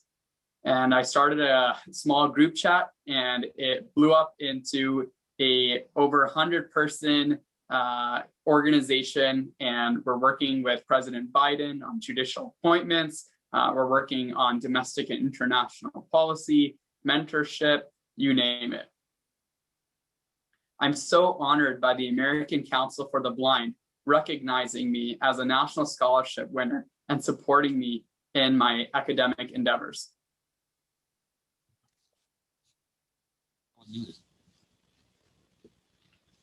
You're back. Wow, David, what an amazing group of scholarship winners. I'm always taken back not only about how smart and energetic these students are, but how much they really have to get out there and still in this day and time advocate for themselves, advocate to make sure their materials are in accessible format, that their program software is accessible for them. So I just want to say a big hip hip hooray to our ACB 2021 scholarship winners. Just a fantastic group of folks.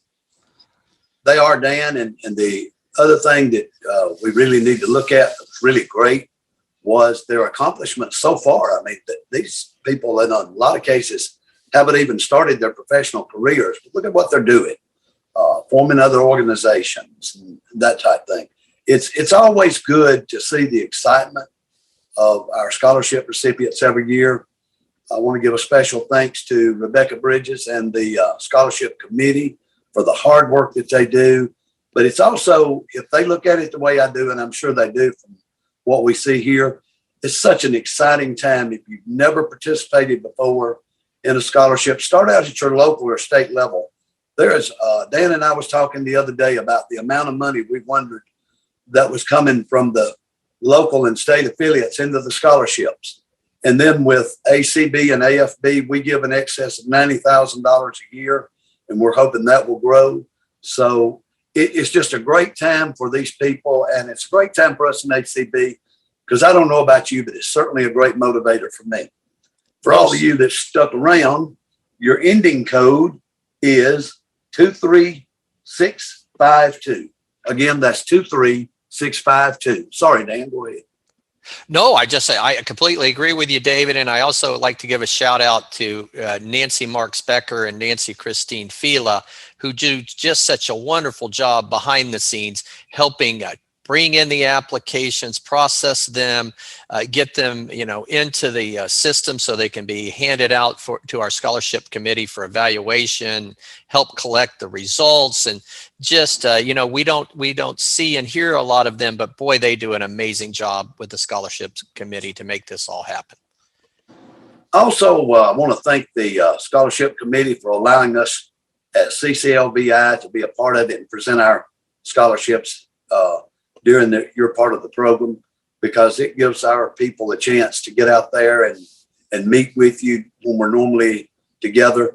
And it's just a good opportunity for them, and y'all make it possible. So thank you on behalf of CCLVI. Okay, now, you know me, we're back with the money. It's what it's all about. No, it's really not, but it does take money to do what we do. And we've got a great group of people you're fixing to hear from that play a significant role in the way that process is handled. So I'm not going to introduce all of them. What I'm going to do at this time is introduce the co-chair of the Resource and Development Committee from Hermitage, Tennessee, Mr. Dan Dillon.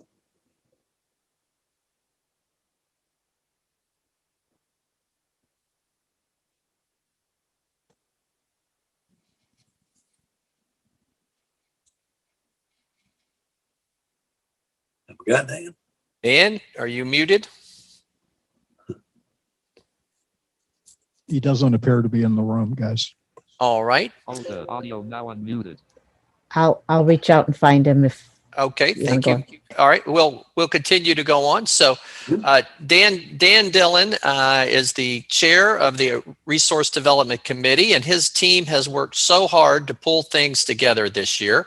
The whole litany of different events and programs that ACB pulls together to help with our members do fundraising is just absolutely amazing. So we talked a little bit earlier about the wonderful ACB mini mall.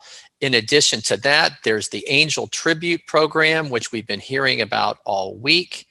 And we, of course, have the MMS program chaired by Jean Mann and her team that we've talked about throughout the sessions this week, as well as the Braille Forum raffle drawing. I know, David, you have a thing or two to say about the Braille Forum raffle drawing.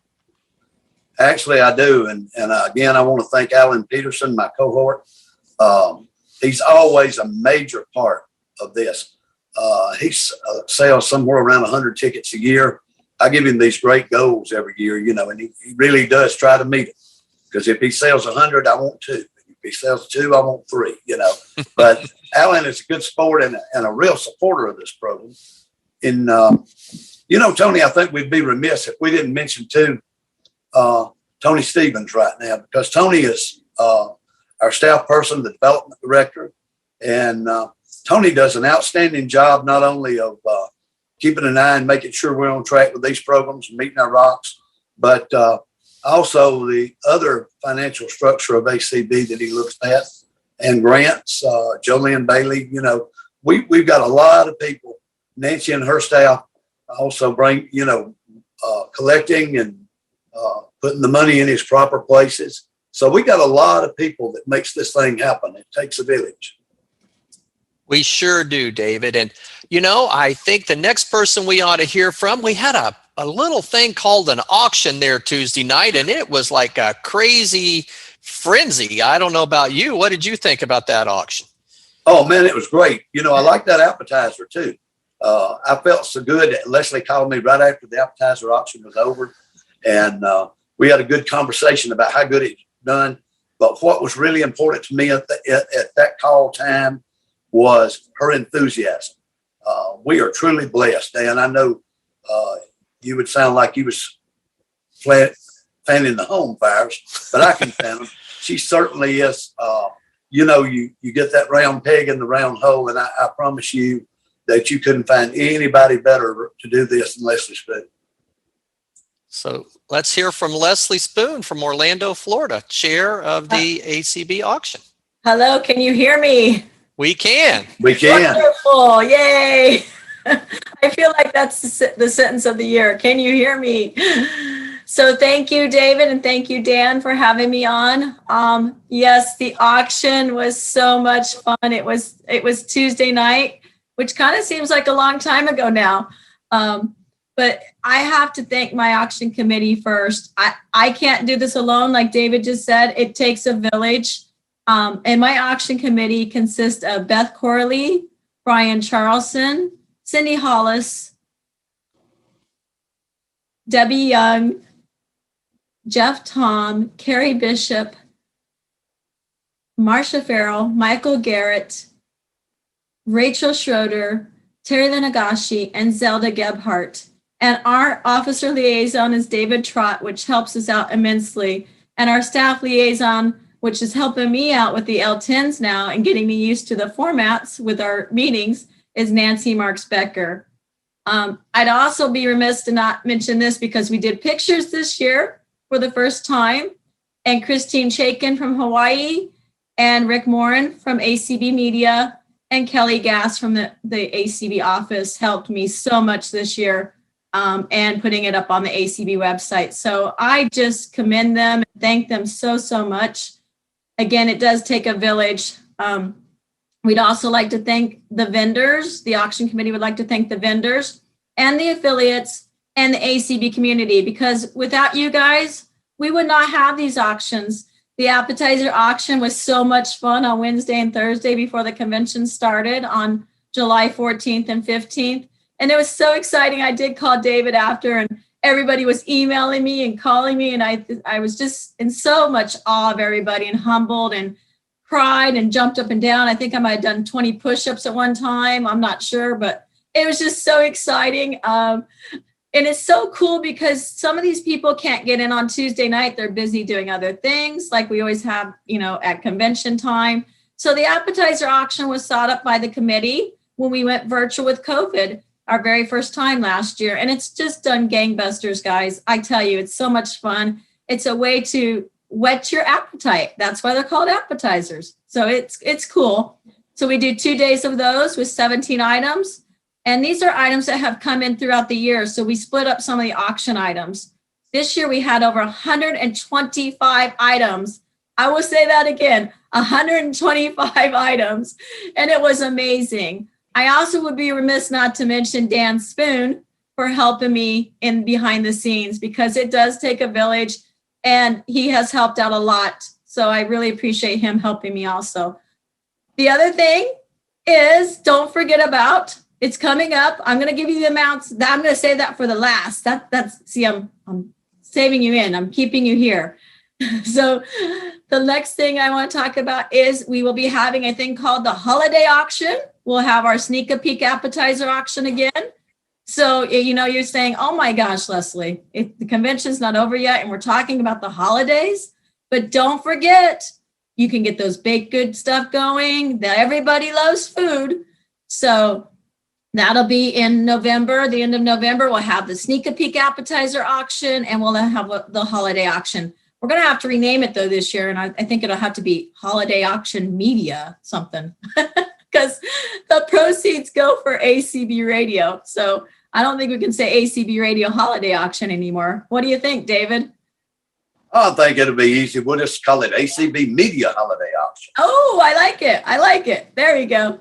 So you guys ready? I am so humbled and so excited. And in the Spoon family, we always say what, David? Hip, hip. Hip, hooray. Hip, hip.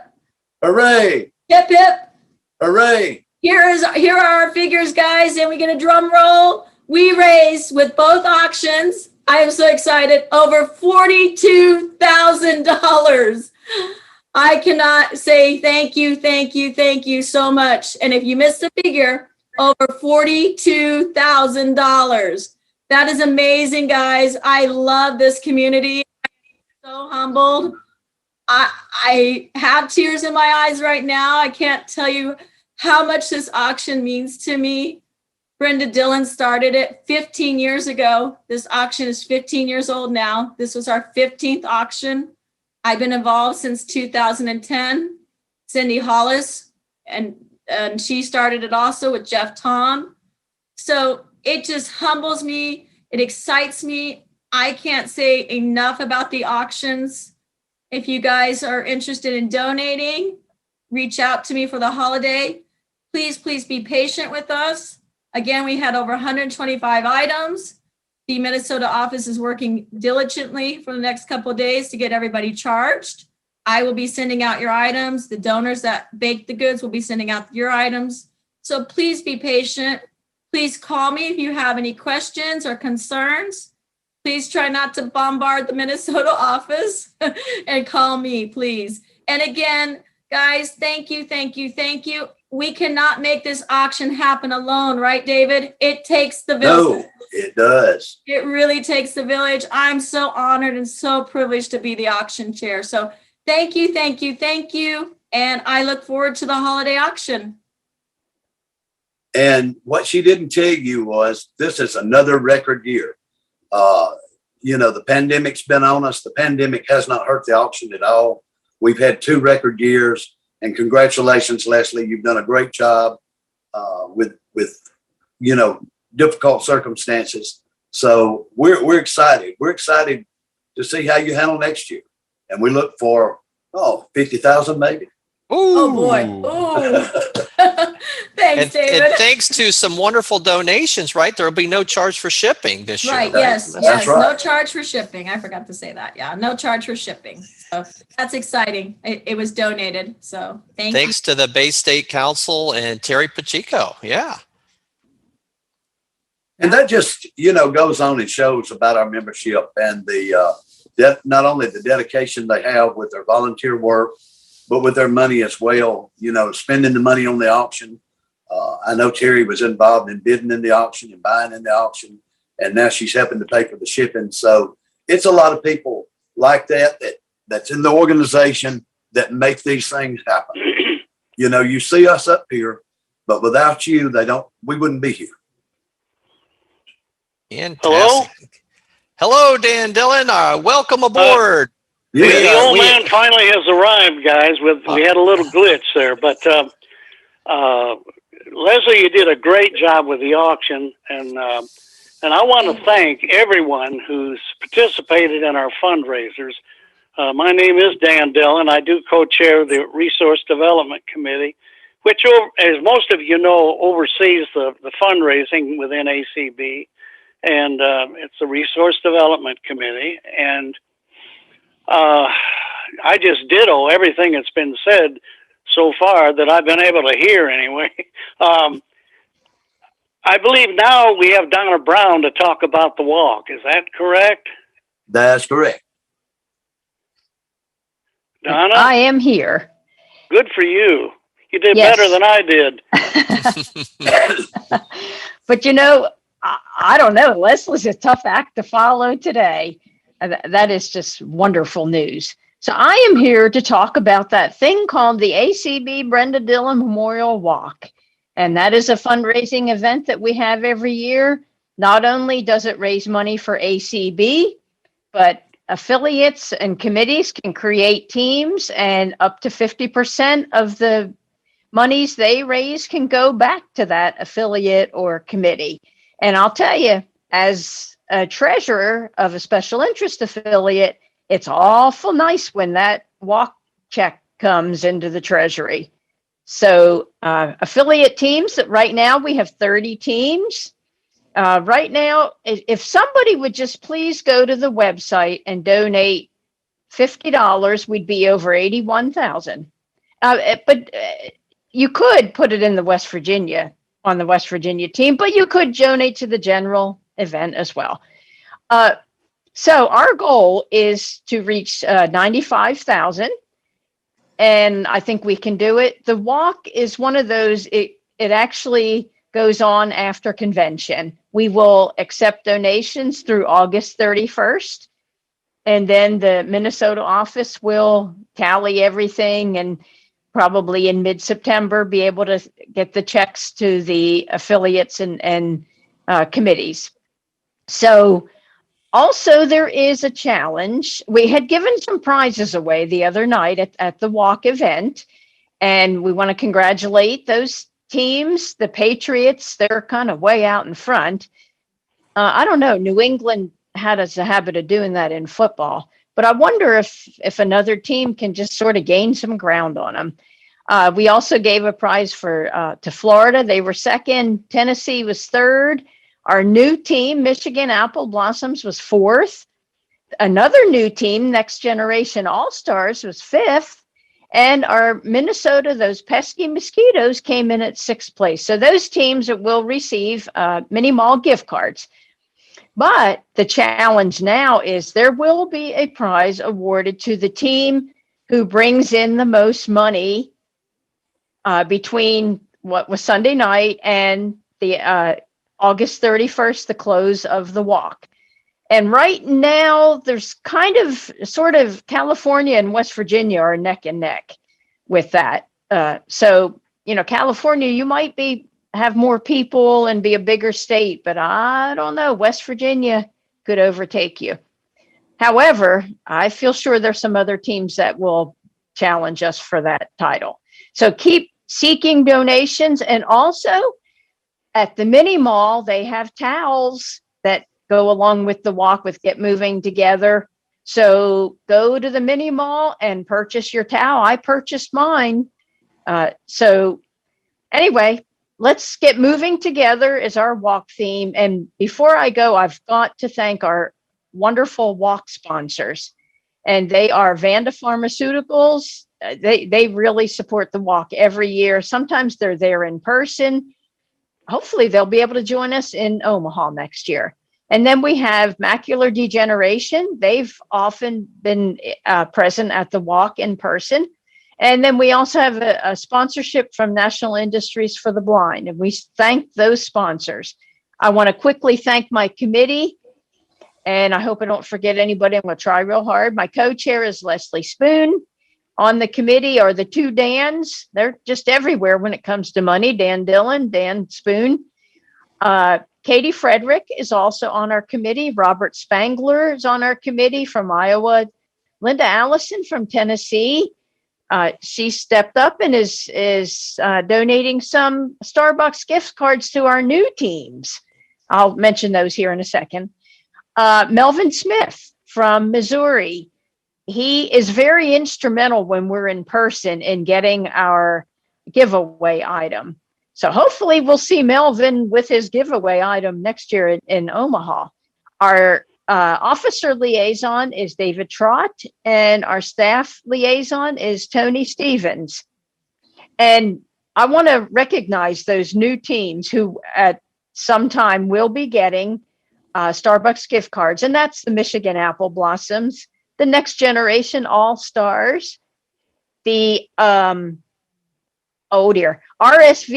at your service. That's the Randolph Shepherd vendors. They had a team this year, and I have a feeling that we're going to hear from them before August 31st with donations. I just have that feeling.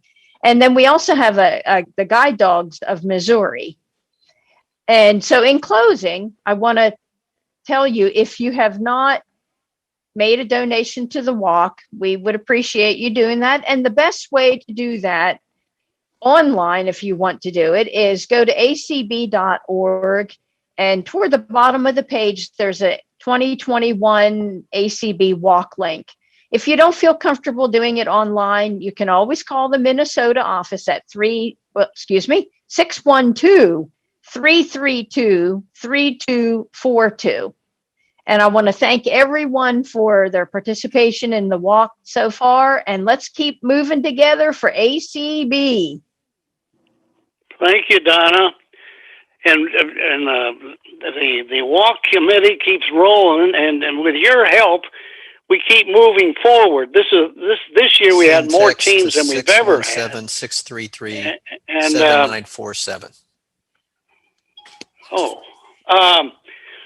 And I just wanted to mention, I imagine Mr. Trott has already mentioned this, but time is running out for the Braille Forum ACB drawing. And Donna just mentioned that number to Minneapolis, and you can call Minneapolis and buy a Braille Forum raffle ticket. There aren't that many left, but we'd love to sell them all. And that number is area code 612-332-3242.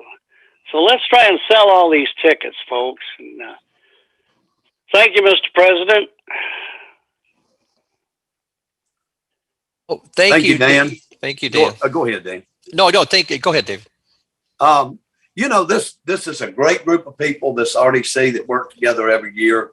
They put a lot of time in, and it's just we've always had good chairs of the Resource and Development Committee. It seems like that the people that get on board are just enthusiastic and goal setters. You know, we're always talking about what's the goal for the walk or what's the goal for the raffle.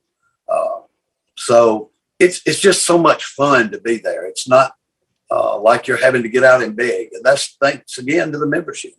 Y'all make it too easy for us sometimes, and keep it up. The other thing I wanted to tell you is that Donna told you have to the end of August now to participate in that walk. Help us reach that goal. We're not far from it. We're over 80%. And if we sell out the Braille Forum raffle tickets tonight, that'll be good. Again, the winner today of the MMS drawing was Jeff and Leslie Tom. And I'm looking at my notes here to make sure I don't miss anything, Dan, and I'll be through with announcements.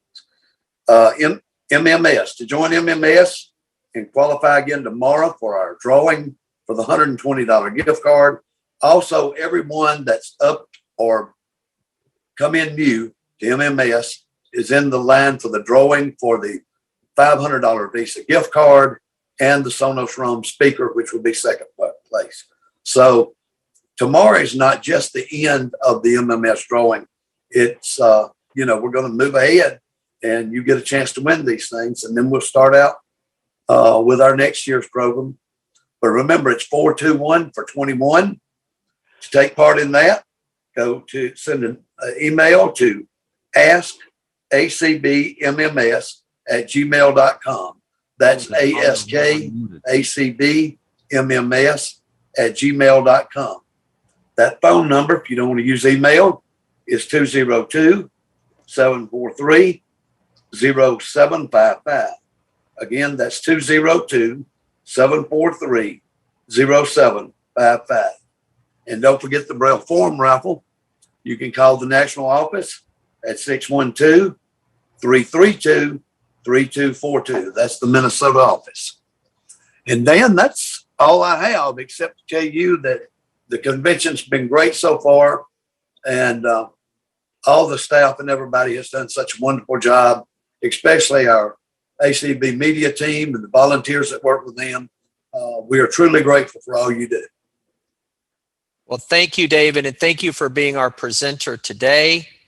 I wanted to make some announcements. We still have Janet to come back with our door prizes, but I wanted to make here some, whenever you want me. Oh, thank you, Janet. I still wanted to make some special announcements about a really what they call a special order motion tomorrow. And we have talked a lot this week about how exciting it's been and how really historic and proud for all of us that the American Council of the Blind has been able to conduct 13 candidate elections remotely and independently with just really demonstrating our values of democracy and inclusion. And so tomorrow is please look at your information sheet that was sent out last night. If you have any questions, feel free to contact Pat Sheehan or Jeff Tom or Connie Sims from our voting task force. But the motion tomorrow will basically, it'll be a full vote of, just like we've exercised for our candidates throughout the week. So in the morning, we will have time at general session in the webinar, Zoom webinar platform for our participants. First, we will read the motion. Then we will allow for debate through our normal parliamentary procedures.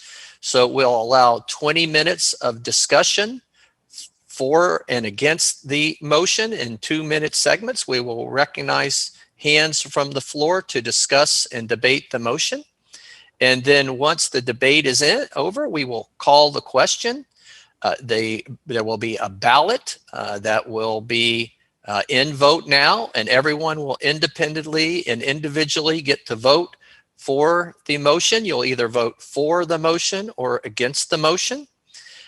We will then, once we kick off the voting, which will last about 2 hours, we'll announce the beginning time of the vote and the ending time.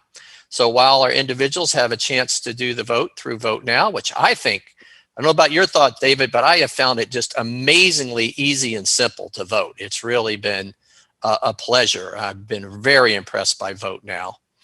And it's not only impressive, it's exciting and empowering. It empowers our membership in a way that they've never been empowered before. If you didn't show up for a convention, you didn't get to vote.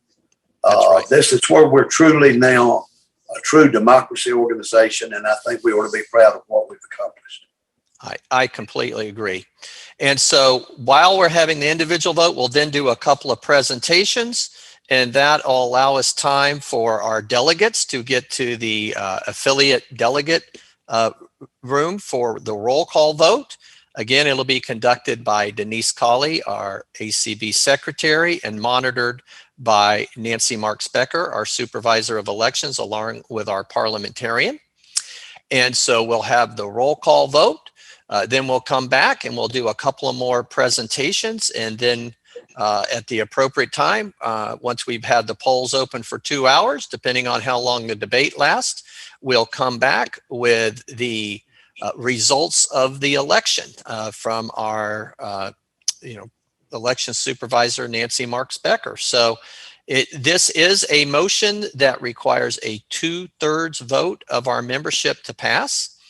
If the motion passes, what we are doing is authorizing this convention to just be adjourned temporarily until August 14th, at which point we would come back together on the night of August 14th at 8 o'clock Eastern and hear the amendments to the Constitution and bylaws to allow us to have remote electronic voting. Once those amendments have been read, then the following day on Sunday at 4 o'clock, we will read the amendments again. We will have debate.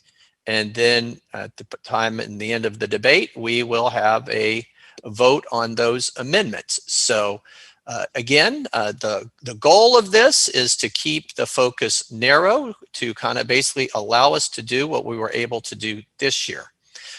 We will ask the Constitution and Bylaws Committee, if this passes, to convene very quickly. They've already done some initial work at drafting amendments, but our goal would be that by hopefully next Thursday, they could have an initial meeting to kind of like the resolutions meetings that we're having every Wednesday. We would like to have a Constitution and Bylaws meeting to discuss the draft amendments, get feedback from our membership. Maybe we'll hold another committee meeting, community event the next week, and then be able to finalize those amendments for presentation by August 14th. So the idea is to be transparent on this, to be open, to receive feedback, and to act on the will of this membership, which I believe is to come in alliance with the DC Code and allow all members the opportunity to vote. So thank you for that, David. I appreciate it. And I'll let you and Janet kind of take us out with some door prizes and final comments. Okay, I've got right. one go more ahead. thing. I'm going to interrupt her. I'm not going to let her talk first. That's fine. Well, y'all have known each other a long time, so Yeah, we I always have. let you talk first. I know you do. That's why I started, darling. The big thing is Nancy and I are going to make 3 people happy tonight. You still have an opportunity to be one of those 3 people by purchasing your Braille Forum raffle ticket. We only have a few left. We will begin the raffle by drawing for the $5,000 prize. That way, everybody who bought a ticket don't get kicked out early. You're going to get the $5,000 prize first, then the $1,000, and then last, and yes, least, the $500. Hey, I'd be happy with the $500. I can't even get them to draw my name for a door prize. Speaking of door prizes, thank you so much, everybody, for being with us today. And thank you for supporting me. And I give it to my good friend, Janet Dickelman. Thank you, David. And I have to say, I just took a call about 10 minutes ago from somebody calling about wanting to know how to get a Braille Forum raffle ticket. So people are buying them. At our banquet today. Can I have a second just to talk about our banquet for those of you who aren't familiar with it? We are going to have a wonderful banquet this evening with our guest, Peter Sagal from Wait, Wait, Don't Tell Me, NPR's wonderful show. And Peter is an outstanding speaker, and I know everyone's going to really enjoy his presentation, along with several different awards this evening are going to be given out. And you'll get to see who's at the virtual head table for ACB. All right, I am going to end with a few door prizes. Let's see here who we have here. I have a $50 gift certificate donated by ACB Radio Amateurs who happen to be having their program this afternoon at 2:30. And that will go to Mary Hallbrook of Ackworth, Georgia. Congratulations, Mary. Our next door prize is $25 from Illinois Council of the Blind, and that goes to Rocco Benucci of Lawton, Oklahoma. Rocco, sorry if I mispronounced your name, but it's Rocco Benacci. Then we have $25 Amazon gift certificate donated by the Florida Council of the Blind. And that goes to Sarah Harris of Fresno, California. Let's see, what else can we donate today? How about, oh, here we go. This is a Wi-Fi enabled thermostat from Emerson called Sensible Talking Thermostat, and also a talking keychain thermometer, and this was donated by Bay State Council of the Blind. Thank you, Kim Charlson, for getting that donation for us. And that goes to David Dumphy. Yeah, David Dumphy. Sorry, I put an extra letter in there. David Dumphy of Garden City, New York. And let's do one more, shall we? How about $25 from the California Council of the Blind And that goes to Margarita Sevier of San Angelo, Texas. Dan, you want me to do one more? Oh, I'm going to do one more. You Let's do one more, Janet. Sure. One more. All right. Mm-hmm. How about, we have these lovely, and you can pick your color, you can pick your size from ACB of New York, the I Heart ACB hoodies, and it has a I at the top, and then it has a heart and says ACB, and that will go to Natasha Shows of, my computer just decided to tell me I had email, of Gardenia, California. So Natasha Shows, Gardenia, California, gets the ACB New York hoodie, and we will reach out to you about size and color. And that's what I have. But tonight at the banquet, we've got some really big door prizes that we're going to give out. Well, thank you, Janet. And the other question that Jan and I have been asked several times here over the last day, with the way that the elections have turned out, what does the agenda look like for tomorrow on Friday? Gosh, Dan, that's a really good question. Yes, and so we're working on it. Janet and I have put a draft agenda together. We're having a meeting with the broadcast team at 4:00, and our goal is to have Friday's agenda out before the banquet this evening. So please stay tuned for that. We were planning for 3 elections on Friday, and we'll just have the one on the special motion. So we are kind of rearranging the schedule, trying to take into consideration people's time and the early, the initial early schedule we had on the West Coast in Hawaii. So we may be able to adjust that a little bit. And Jan and I are going to work on that, and you will see an official schedule before the banquet tonight. And again, thank you for your patience and flexibility. That is one thing we've become very good at inside the American Council of the Blind, is being flexible and showing initiative and collaboration. So we're going to pull it all together today, aren't we, Janet? We are. Thank you. Thank you so much, and have a wonderful day 7 of the convention and banquet tonight, followed by karaoke. I am really excited, and have a wonderful day at the breakout sessions. And I think it's time for us to turn it over to Tony and Debbie and the connection shows. All right. Bye.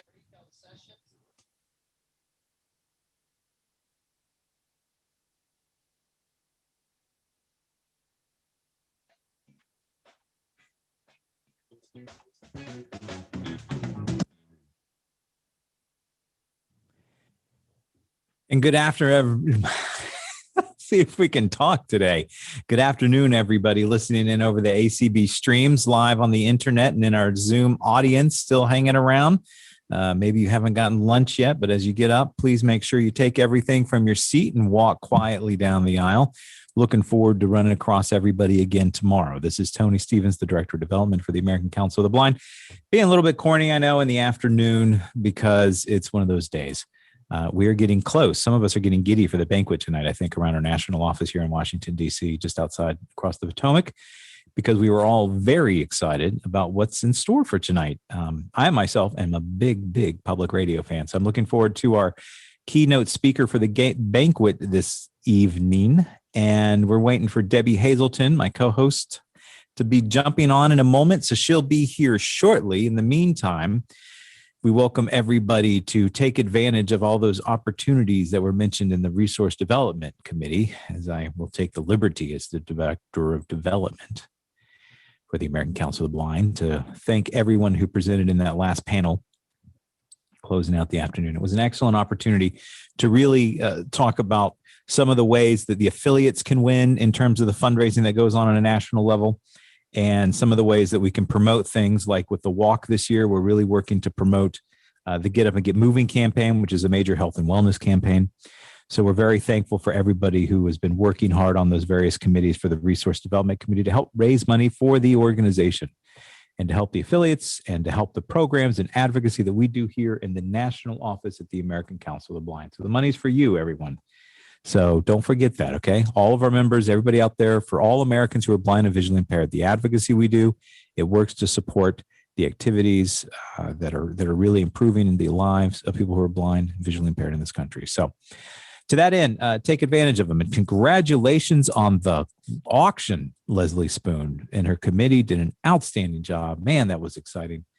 Had no idea we would blow through it that way in terms of breaking even a higher ceiling has been set. And we know it's going to be a challenge next year in Omaha when we are in person again, and some of that momentum between hybrid, what that's going to look like. But, I would just celebrate now and the reality of that much money being raised by almost $10,000 blown through our last breaking record last year. And speaking of records, which makes me think of radio, which makes me think of Debbie Hazelton, who just joined. Hello. Hey, Debbie, welcome back. Oh my goodness. Well, I was trying to quickly stream a couple of important things before I got in here, but well, we started a few early. We'll break a few early and let people get ready for the afternoon sessions, I think. Yeah. So, yeah. I've been, it's been an interesting day with all of us with tech, but interesting week. But anyway, we're getting ready now. I understand that BPI is having their first workshop this afternoon on, so you want to find a good therapist. Man, I wish they had asked me to come and talk about that. I will need that after this week. I've talked to a lot of people about how to find a good therapist. It's a real thing that people often have trouble with. And you don't necessarily and there's often a stigma attached to it, but there really is not. Yeah, I've seen a therapist in the years, and it's we don't talk enough about the mental health of people who are blind and visually impaired and the importance of that. Well, and all of us just being human, just absolutely. people, exactly. With the pandemic and everything. I was talking to a therapist a few weeks ago who was telling me about how his business has exploded because of the pandemic. He gets at least 6 referrals every day. Yeah, I believe and it. Yeah, so yeah, it's good to talk. It is. It's important to talk. It's important to be able to, and and so they're doing that at 2:30. And then the one at 4 that they were going to do about protecting your partner, and even if you don't have one, and all this, that was canceled.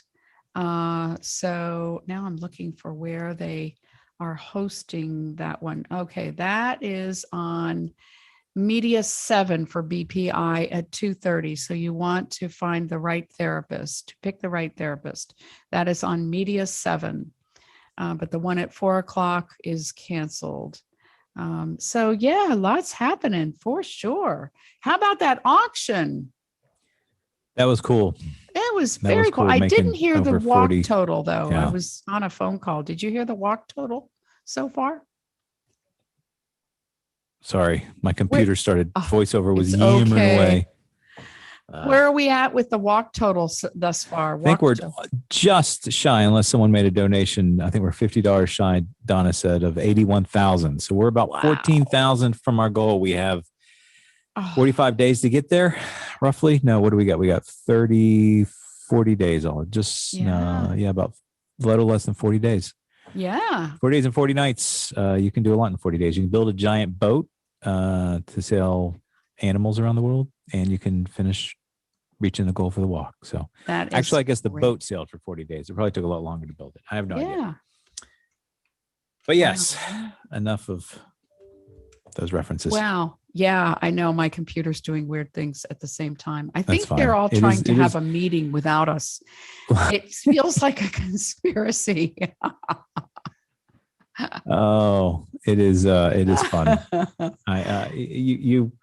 We overanalyze sometimes, but you know what? The show is moving forward.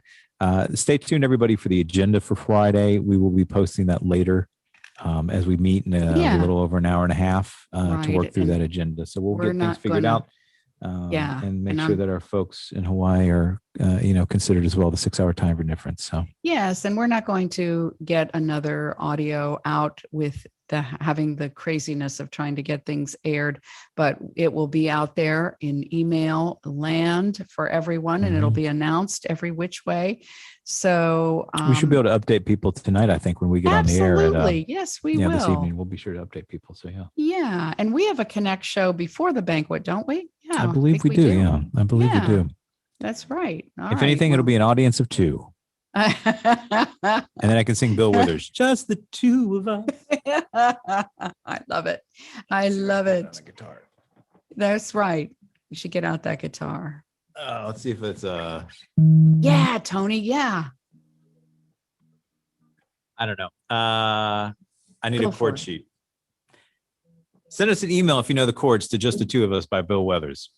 I'm sure it's in D7 probably, but Hey, you can play it by ear. That'd be great. yeah. So has Patty joined yet? Do we have a mini mall minute? I have not heard that but the mini mall, I think the mini mall people, there's so many that, and They're slowing maybe it down. many that they could sneak in here and we might not know it. They need a mini minute. That's right. A mini minute. The mini mall. Mini Try to say minute, that 5 mini times mall. real fast. Mini minute, mini mall. Red leather, yellow leather. So have you given any thought to what you're going to eat tonight for the banquet? What's on the Hazelton household table? Well, I'm not sure. And there are a few other people in this house, so I'm not sure yet how that's working. If I'm just buying something for myself or what's happening. But, and I've been thinking, the first thought that came to my mind was pizza. And I like my pizza a little different than a lot of people. I mean, I like it with a garlic sauce rather than a tomato. Oh, and I like interesting. lots of veggies. Yes. And maybe some steak. Uncle Mattio's in Georgia does this pizza. They have a gluten-free crust or a regular, and then they have cheese, steak with blue cheese, and they have black bean corn salsa, all kinds of cool things On a pizza. Yes. Wow. And goat cheese on Interesting. top. Oh man. Wow, that sounds super bougie. Very nice. Yeah. Fancy. I don't And what's know. that place There's called? Uncle Mateo's? Not that we need to give a commercial, but Uncle Mattio's. And then there's a place here called Stone Wood Fire. And I'm thinking I might go over there and get something and see about or see if it can, because they have Pizza some in Baltimore is pretty close. basic. It's Northeast pizza. You start getting in that Northeast pizza line of just buy the slice. Oh, Nothing by the fancy. slice, and it's just the same old kind of stuff on it. Yeah, But I but know it's you good. really like pizza. You like deep dish, don't you? I will eat deep dish every year. We do for Thanksgiving. Thanksgiving. We do I order in Giordano's from Chicago. Oh, Although this past year with the pandemic, I had to order from Luminaldi's, another pizza place in Chicago. I Okay. couldn't get Giordano's. And we watched Trains, Planes, and Automobiles the night before Thanksgiving. So it's a family tradition in the Stevens house because I'd lived in Chicago for 4 years and loved every minute of it for our Chicago, Illinois folks out there. So that's kind of a Stevens family tradition. So, which that movie every year still holds up. Planes, Trains, and Automobiles. So I love it. That's great. That is. But but I just as well like New York style as well. So, but I have to try this Uncle Mattio's. Uncle if I'm Mattio's, down in if you Georgia. can find it. Yeah.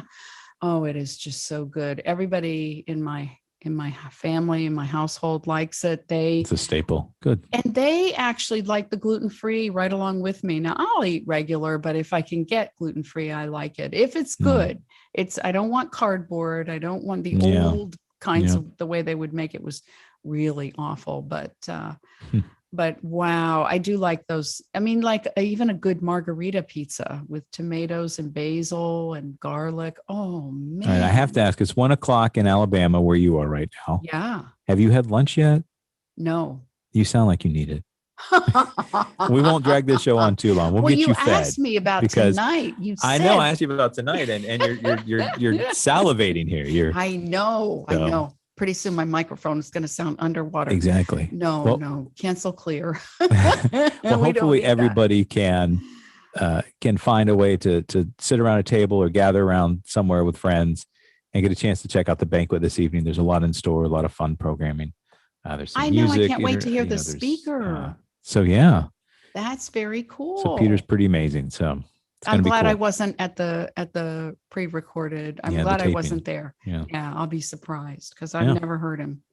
So that is very cool. Well, he's fun. He's an entertaining person. So yeah.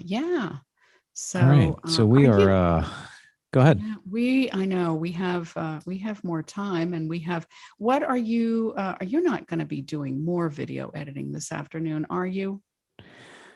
We have a Oh, special pledge for tomorrow. It's going to be a surprise for people. okay. Of a cameo that's going to be in the pledge for tomorrow. All right. So I got to work on that. We're working on the tomorrow evening at 5:45. Come check out the pre-Olympic party, pre-Olympic pre-game show. What do you call that? That's Tailgate? cool. I don't know. Everybody grab your guide dog. Don't grab their tails because they can't hurt them because it's a tailgate. And we will work to have that program going on at 5:45. We got some amazing guests and speakers, so we're going to be working on that, and then the show at 7:30. Yeah, we're just now trying to get some videos and things up on YouTube. So we're starting to put stuff up on YouTube as well.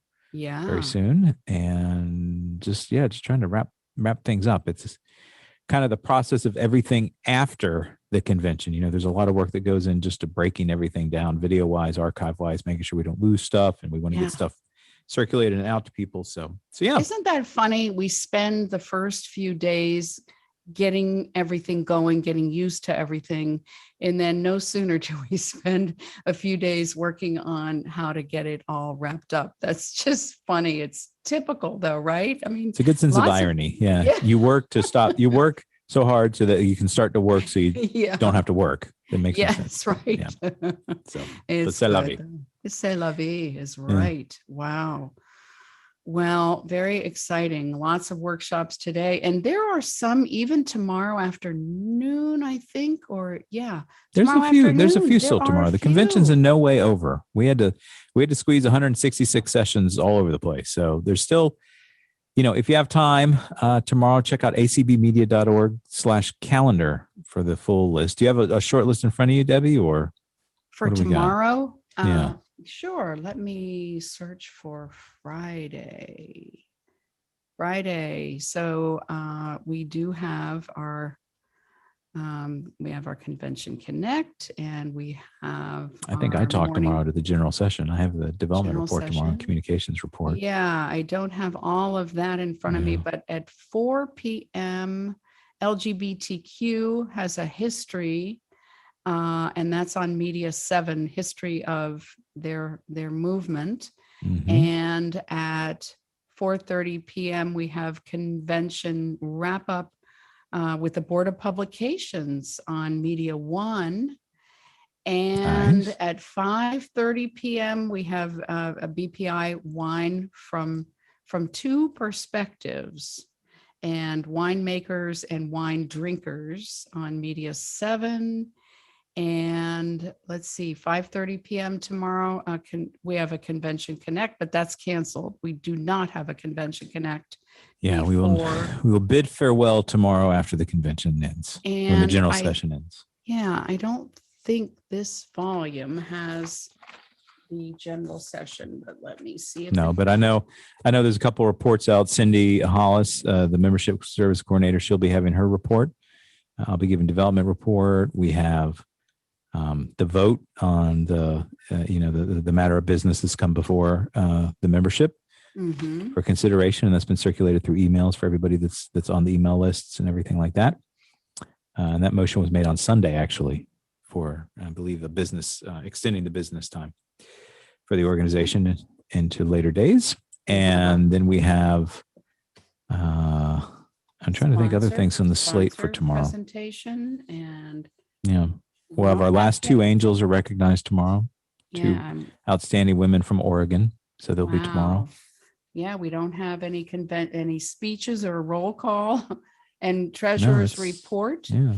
And well, it was hard to plan the unknown because we had no idea what the agenda was going to be like with the whole voting. If we had multiple contested elections, we were potentially planning to stay through Saturday if we needed to, like everyone was on hand and made sure we were available for Saturday if we needed to run things on Saturday. But it looks like we won't have to do that now. So ACBES report and ought to be good. Michael Garrett. Yeah, and we don't have to have a affiliate roll call.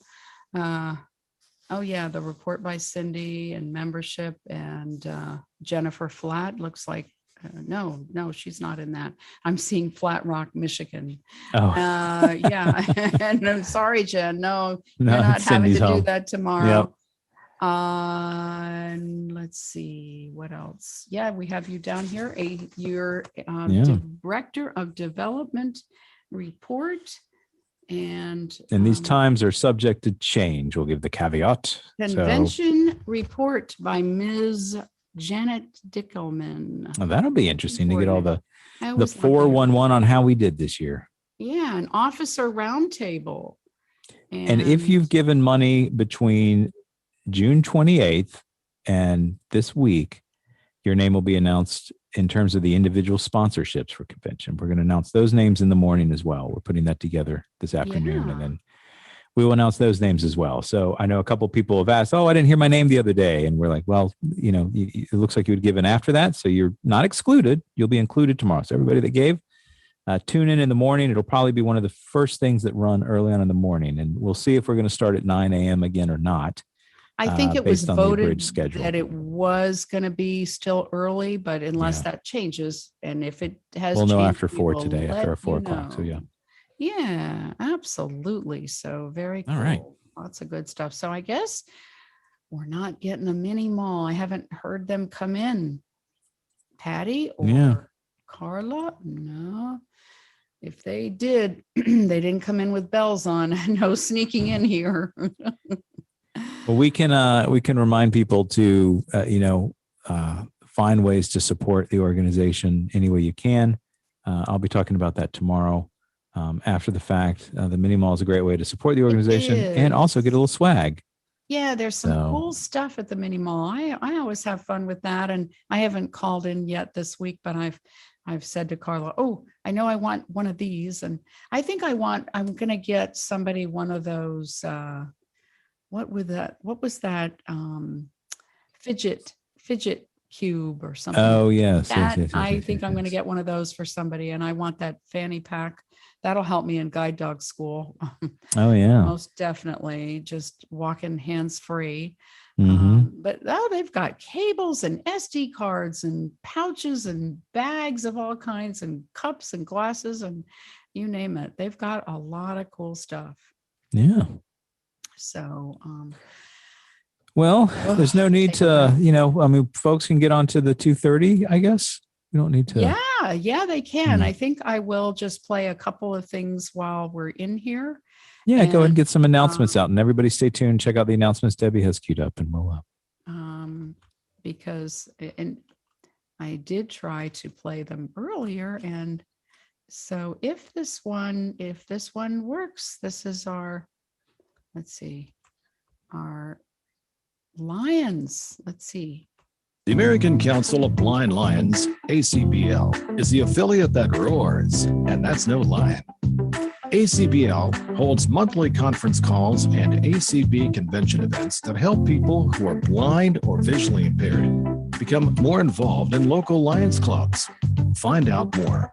Call 502-897-1472 or email lions.acb@gmail.com.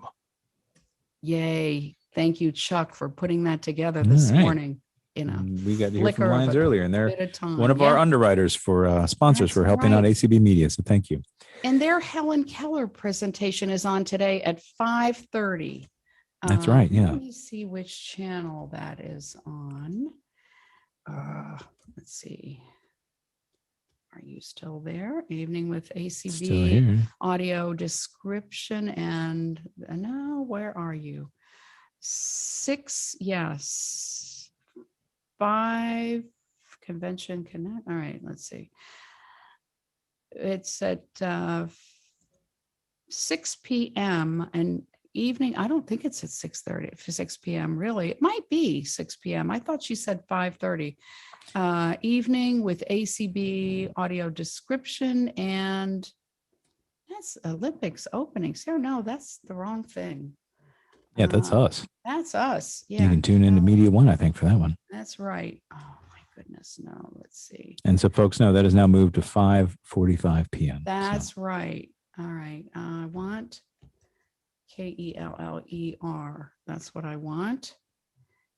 Okay, here we go. 5:30 p.m. Helen Keller and the Lions, ACB Media 6. That's where it is. 5:30 today. I want to go in there. Yeah, that sounds really good. Excellent. The Lions, go in and roar with the Lions. Yes, indeed.